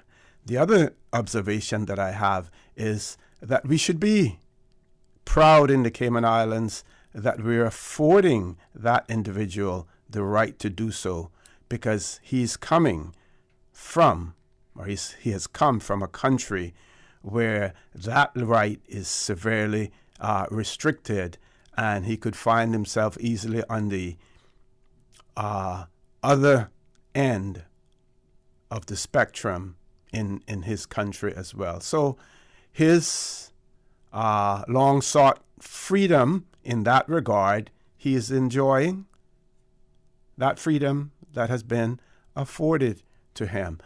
Now, we can talk about the expectations of that individual. And my understanding is that the individual has been granted refugee status, has subsequently gotten married to an individual who does not have refugee status and does not appear to need to have a need for refugee status to be granted to that person, because that person is coming from a country, is the national of a country where political rights are afforded to them. Now, on that same vein, some may say, then if that individual is married to a person who is non-Caymanian and is a national of a quote-unquote free country, then what are the obligations of his spouse's country to accommodate him or to accommodate them, especially if the spouse, the wife, is here on a work permit? Another point, it appears as if the individual, based on the article that I read, that they're wanting something for the non-Caymanian spouse of the refugee coming from a country that is considered to be a free country to enjoy similar rights or the same rights as the spouse of a Caymanian as far as the immigration law is concerned, which is that that individual should be granted residency and employment rights certificate. If that is the case, that request is preposterous, unrealistic, and the government of the day should not entertain amending or legislation to accommodate that particular request, because he as a refugee is not the equivalent to a Caymanian. He is not the equivalent to a Caymanian. And I will share with you, try to find the appropriate section in the UN-produced document, United Nations High Commission for Refugees produced document, which is called the Handbook on Procedures and Criteria for determining refugee status. And that handbook lays out particular criteria when it comes to what should be offered, the opportunities to be offered to refugees in a country. And just to make it clear that one of the offers is not for us to grant citizenship, nor Caymanian status, nor permanent residence to a refugee at the inception of the point when they acquire refugee status. That is not the requirement, any requirement that the Cayman Islands government has in that regard. And I will basically paraphrase here. What it basically says is that an avenue should be provided for that person to eventually acquire permanent residence and citizenship in the country. A staged process like it is for every other nationality coming into the Cayman Islands. And that is why it is preposterous for any expectations of residency and employment rights to an individual who is married to a person who has only been afforded refugee status. We do have a caller. Let's go to the phone lines. Caller, good morning. Welcome to For the Record. Good morning, Osi. How are you? Good morning. I'm fine. How are you? Not too bad. I didn't listen to Austin M too much this morning, and I heard Mr. Macfield. And I did hear the last part of it say about $950 per month going to what individuals? People with heart problems. That's what I heard. Whatever those persons who were getting. Was it $850 a month or something like that? It has been increased to $950, but the category I can't recall offhand. Okay, I think I heard something, but I'll just leave that alone. But like Mr. Macfield say, this need assessment is just going from generation to generation, and nobody is trying to solve the problem. You got people out there who is still eligible that can go and find a job. That 70-year-old person who wants to still work, I take my hat off to that individual. And we need to look into this immigration and when it comes to employment for our people, because they need assessment, going to have to go bankruptcy and very, very soon. But that's not what I called you for, OC. I was trying to understand you with this refugee situation. Can you put it all summed up into 10 words?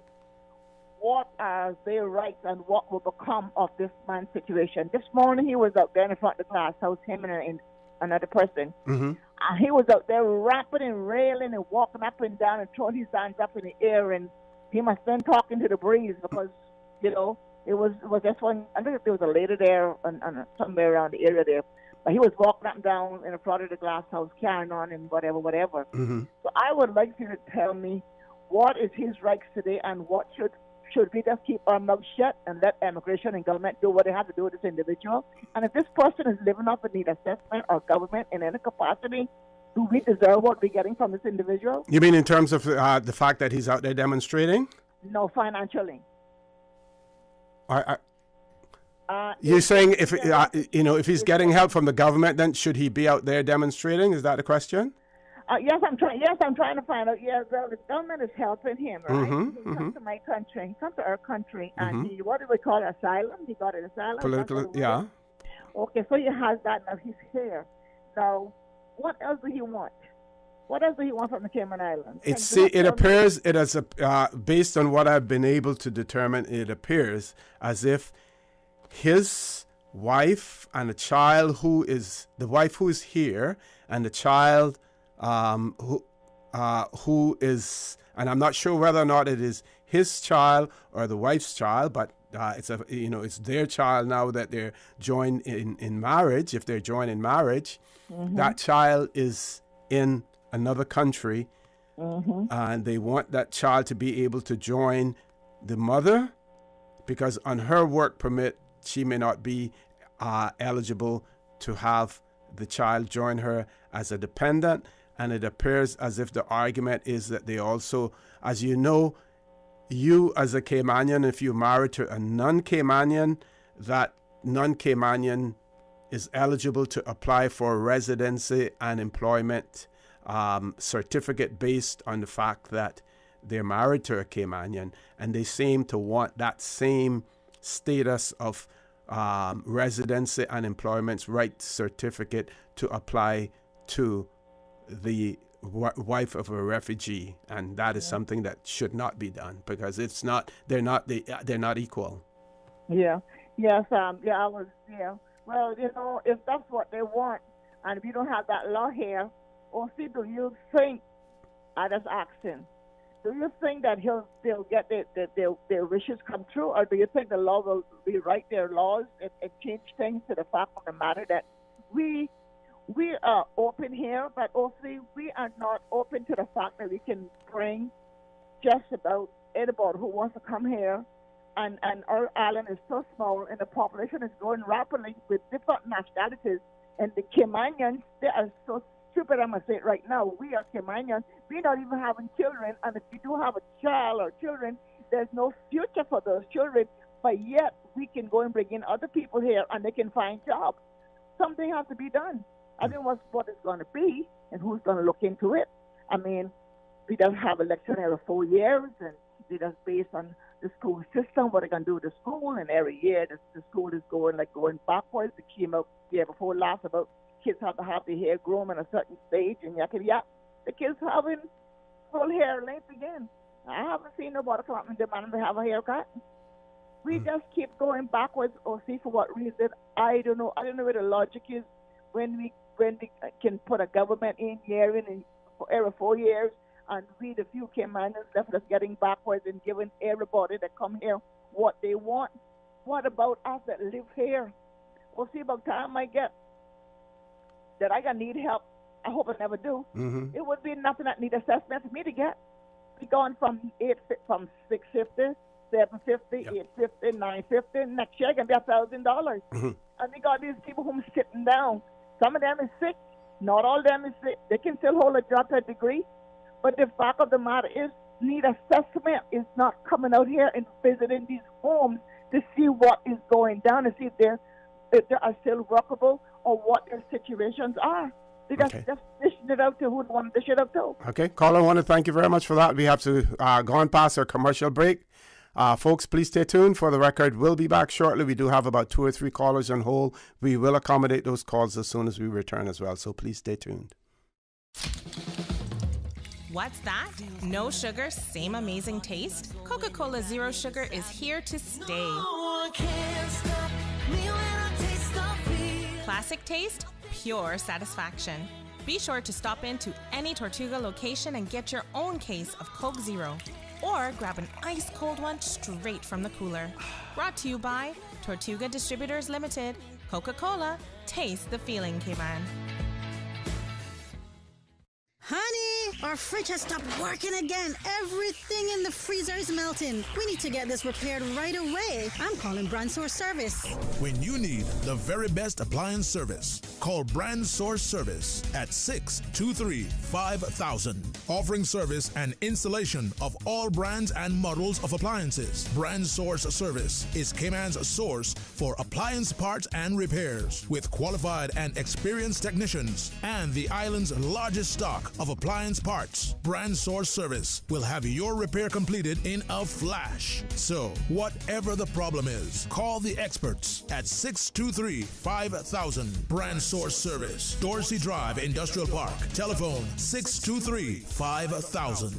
Thinking of getting a hybrid but don't know much about them? Vant Motors has lots of great reasons why you should choose a Toyota Corolla Hybrid or CHR Hybrid for your new ride. Hybrid save fuel, run cleaner, reduce CO2 emissions, and even recharge their batteries while being driven, so you don't ever have to worry about plugging them in. Both are super quiet as well as economical and fun to drive. So stop by Vant Motors to check out a new, fuel-efficient, eco-friendly Toyota Corolla Hybrid for only $26,900 or a sporty CHR Hybrid starting from $34,150 while stock lasts. Go Toyota. Go hybrid. Go to Vant Motors on Walkers Road.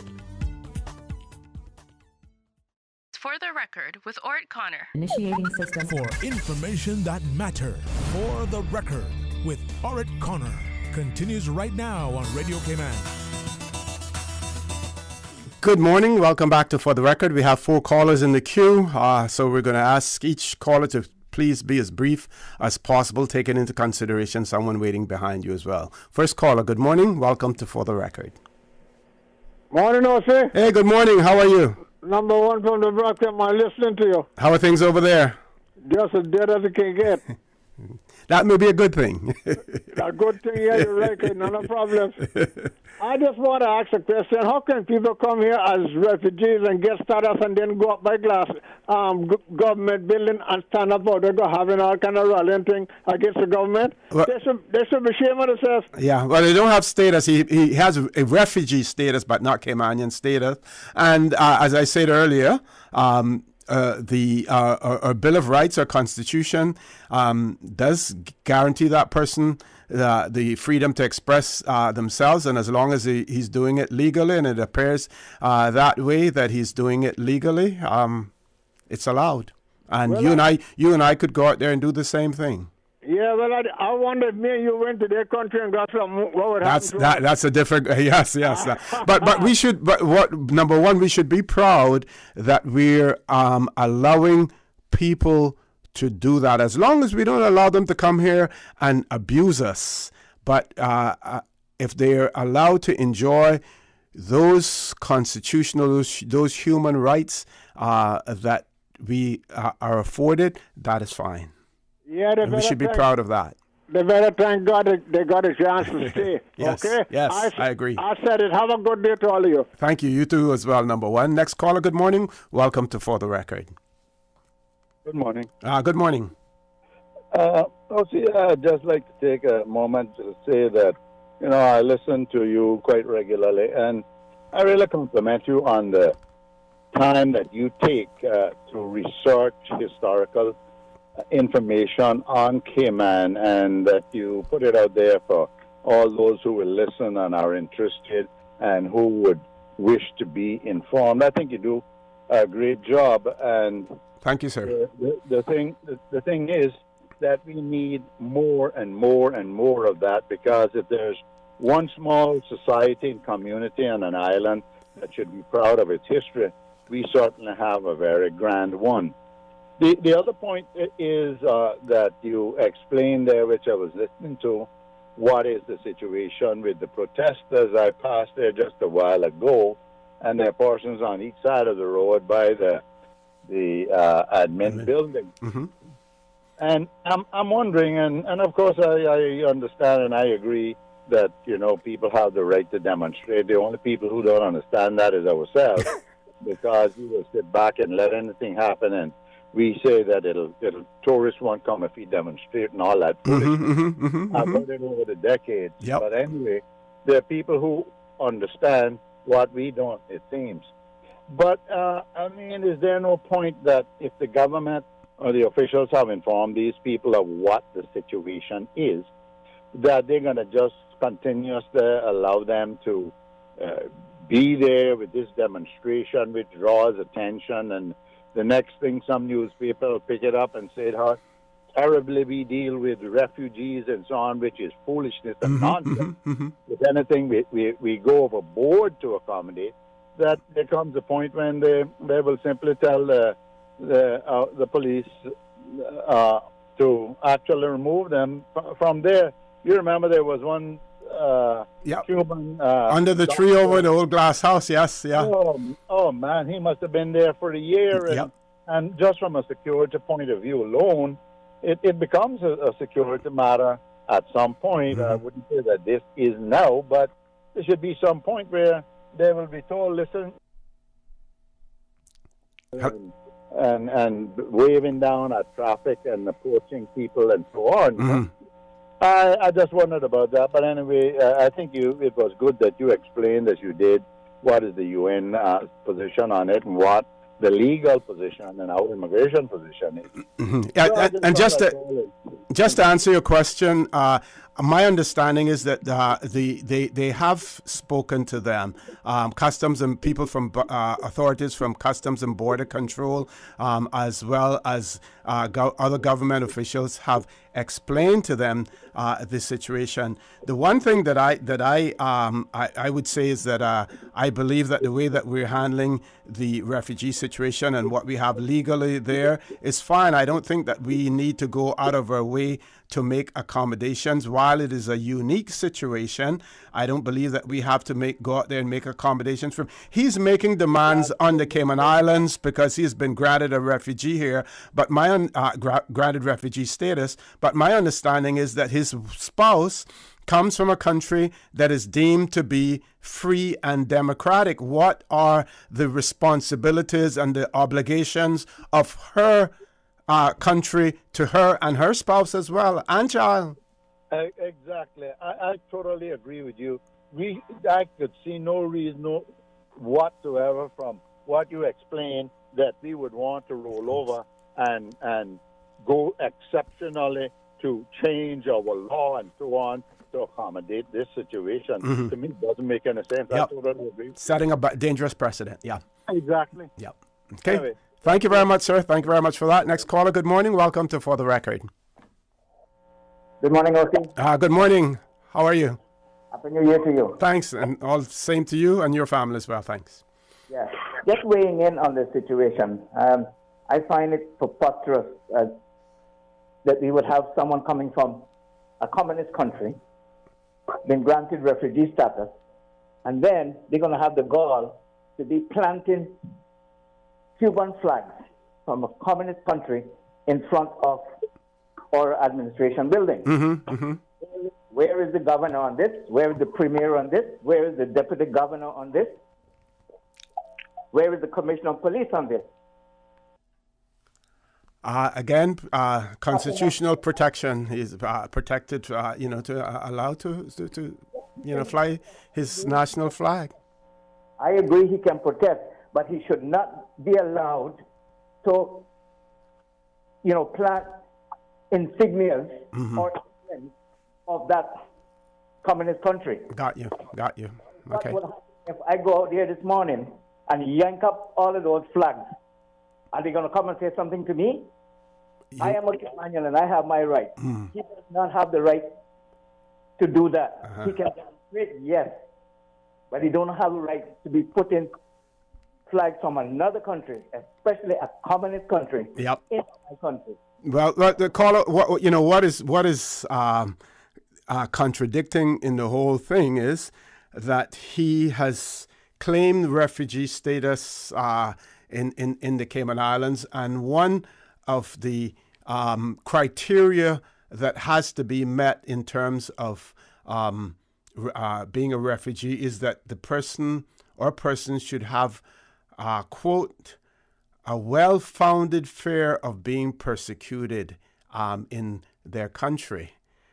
Well, he seems to be pretty proud of Cuba by flying the Cuban flag. So, whether or not the two are connected, I'm not sure. But I get your point. I understand what you're saying, and I want to thank you for that. We're going to try to grab one more call before we go to the commercial break. Caller, good morning. Welcome to For the Record. Good morning again. Good morning again, Doc. I think that we, the government, should now try to make the difference between refugees and economic migrants. I don't think that I haven't seen many people who is coming from Cuba now would fit into into the definition of refugees under the 1951 Refugee Convention and its 1967 protocols. Those are the two documents that defines what a refugee is. I don't think any of them qualifies to be refugees. What they are economic migrants. They are seeking a better life, economic life for themselves. That's what they are. Now, the problem is that the 1951 Refugee Convention and the 1967 protocols states that the countries in which they find themselves have to protect them. That means give them shelter, food, and so forth. But that does not mean that they have any rights of citizenship in those countries. Exactly. They have to work through the process just like everybody else. Just like everybody else, because that's what a refugee means. Look at the definition of the word, refugee. It does not, it's not citizenship. So if these people believe that because we allow them to stay here, that's citizenship, that's not citizenship. Because anytime the threat that they say that exists in their country is over, we can send them back to their country. And so the obligations, it seems to me, is on the other spouse's country where now he's married and he can go there to live because now he has travel documents that he can move from one place to the other. Yep. That's the position. And I tell you that I would not be happy with the government changing our law to say which would be against the 1951 Refugee Convention and the 1967 protocols. They would be circumventing those laws to say that a refugee now has status and also can pass that on to his wife to get permanent residence with a right to work certificate. Doc, thank you very much for that, and you certainly echo my sentiments as well. Folks, please stay tuned. For the record, we'll be back shortly. What's that? No sugar, same amazing taste? Coca-Cola Zero Sugar is here to stay. Classic taste, pure satisfaction. Be sure to stop into any Tortuga location and get your own case of Coke Zero. Or grab an ice cold one straight from the cooler. Brought to you by Tortuga Distributors Limited. Coca-Cola, taste the feeling, K-Man. Whether you're finishing a new condo, upgrading your rental property, or simply renovating, make Roper's Enterprises your first stop. Quality furniture at a fraction of the price. Find everything for your home and kitchen at low prices. Roper's, your neighborhood store. Value, integrity. Roper's Enterprises, 122 Industrial Way. Your home deserves a quality finish. Visit their showroom or shop online at ropers.ky. Ropers, providing products and services for better public health. For the record, with Orrett Connor. Initiating system. For information that matters. For the record, with Orrett Connor. Continues right now on Radio Cayman. Good morning. Welcome back to For the Record. We're on the last leg of the show this morning. We still have a couple of callers on hold, Ms. Susan. We do have possibly one caller on hold. Caller, good morning. Welcome to For the Record. Hi, good morning, O.C. Morning, my friend. How are you? I'm very thankful. O.C., I'm calling now to speak to two matters this morning. I'm not intricately informed about the protest in front of the government building, and I understand that a Cuban flag is being flown. Mm-hmm. Now, is there a Cayman flag being flown there as well? Not sure. You can't fly another country flag any higher than my flag. Yeah, well, ours is flying outside the building. Well, but that's not on their volition. Right. That's incumbent on the government because that is a government-owned entity. And personally speaking, I would go and personally take that flag from them because they should not be flying a communist flag in my country. Not about mine, because it is about mine. Okay? Yeah. If they were in front of what we would call Comart, it'd be the same thing to me because it's not my country flag and it shouldn't be flown. Okay? We allow these big bunch of people to come here and dictate to us what they want. We only help them. Dr. McField just made a very salient point. They're economic refugees. Okay? They're looking better than what their country could offer them. But if you don't want what we can offer you, bro, there's a lot of boats there you can go steal. You know, go steal a boat and go.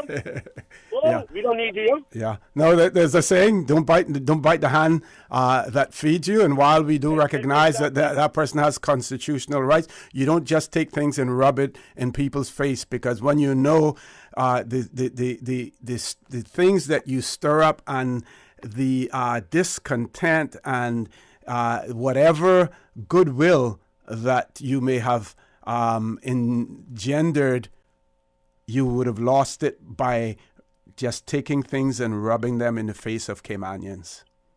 Right. And then on a final point now, Osi, I am becoming very, very irritated by this clown who is down by the governor's residence, seemingly on a daily basis, with a protest there. Yeah.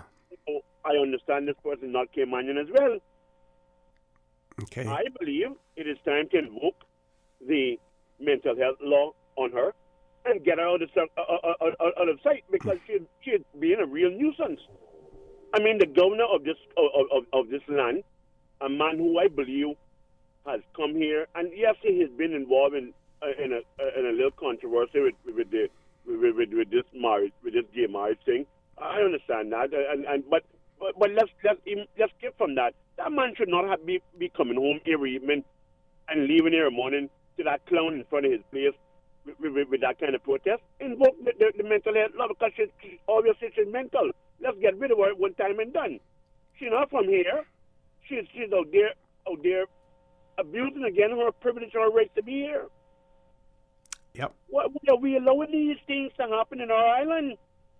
I can't go to Jamaica and protest in Jamaica.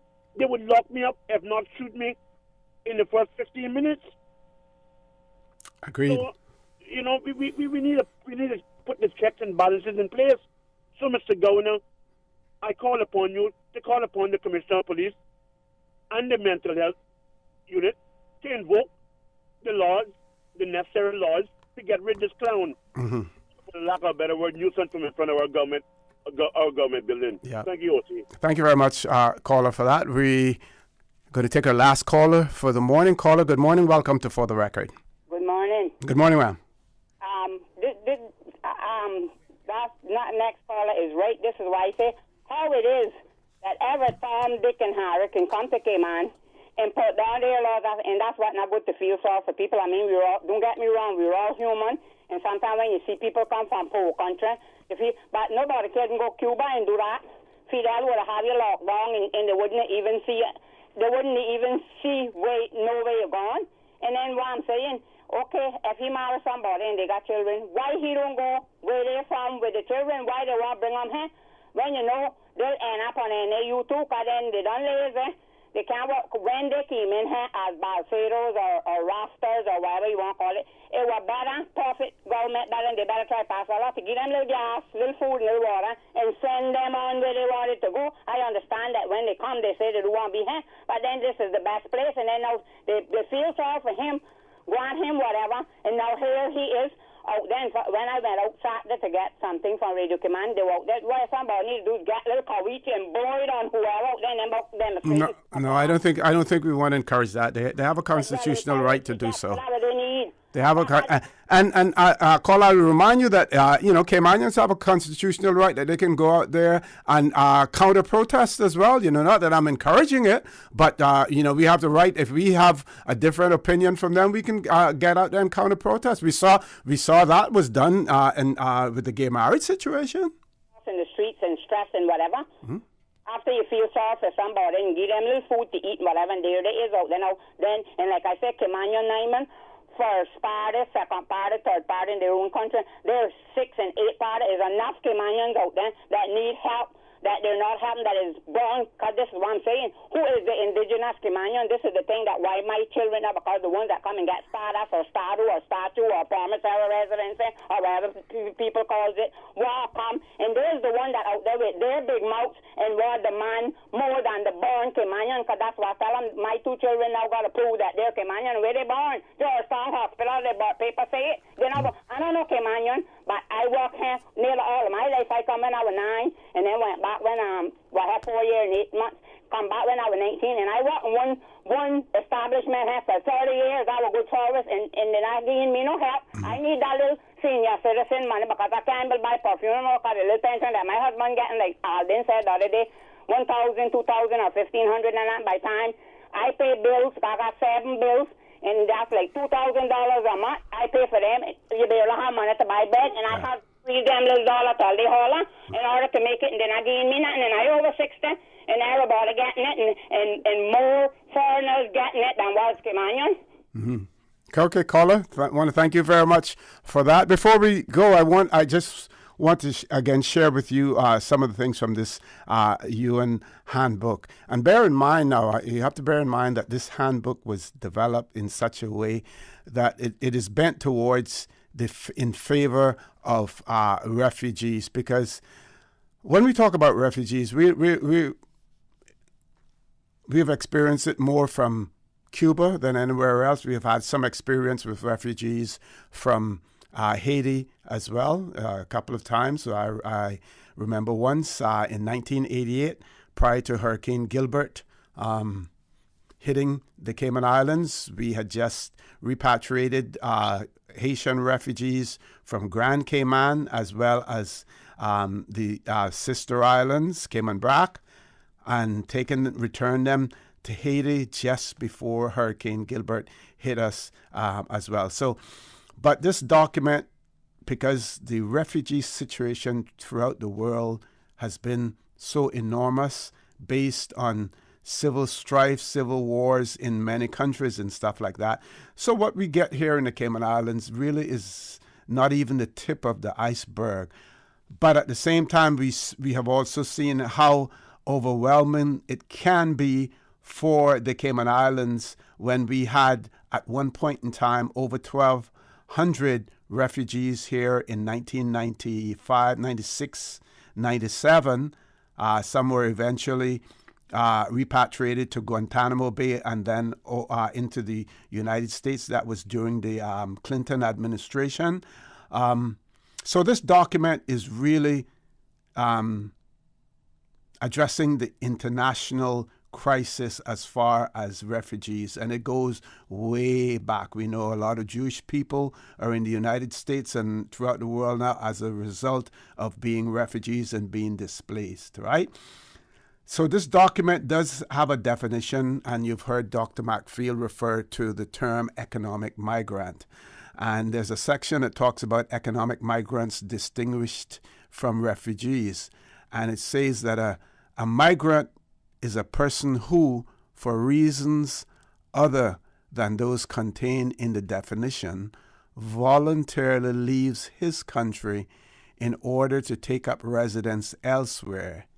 He may be moved by the desire for change or adventure, or by family or other reasons of a personal nature. If he is moved exclusively by economic considerations, he is an economic migrant and not a refugee. I believe that individual, it is my opinion that individual who's out there demonstrating now his reasons for being in the Cayman Islands was because he was moved exclusively by economic considerations. And as such, to me, he is an economic migrant, and he is aptly demonstrating that, and I'm sorry for the pun, but he's aptly demonstrating that by his actions while demonstrating outside as well. The person is misinformed And it is hoped, and I hope and I trust, that those who are inclined to try to assist him will give him the right guidance, and in this particular instance, not let the Cayman Islands appear to be the boogeyman. I will end my editorial with that this morning. So, folks, I want to thank you for allowing Radio Cayman and, by extension, For the Record, into your homes, into your vehicles as you traverse the busy roads of the Cayman Islands, into your places of work, wherever that may be. I also want to remind you that we are our brothers and our sisters' keepers. There is always someone out there who's less fortunate than we are, and I ask you to extend a helping hand to them. If you can't do that, then I suggest you donate to a worthy charity, because we always want to consider those who need, not necessarily those who want or even those who crave. So I say to you, have a great day. Continue to support your radio station, Radio Cayman. Join Sterling Radio Bikes at 12:15 for Talk Today. I hope to have more discussions in relation to this UNHCR document, especially if the demonstration continues out there, because I think it is important for our people to be aware of the laws and the protocols that we're operating as well. So I say to you, have a great day.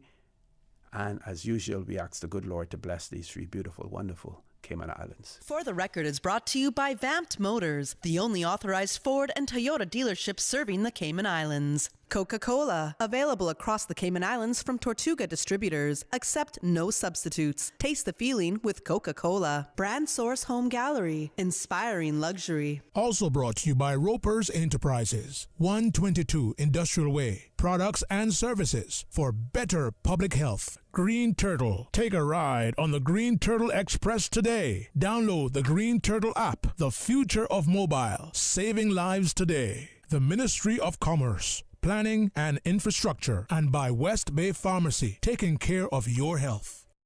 Today's biggest news. Radio Cayman. It's only two species that we have here on the island. Your voice, your choice. It is in the best interest of the people of these islands. Local, regional, international.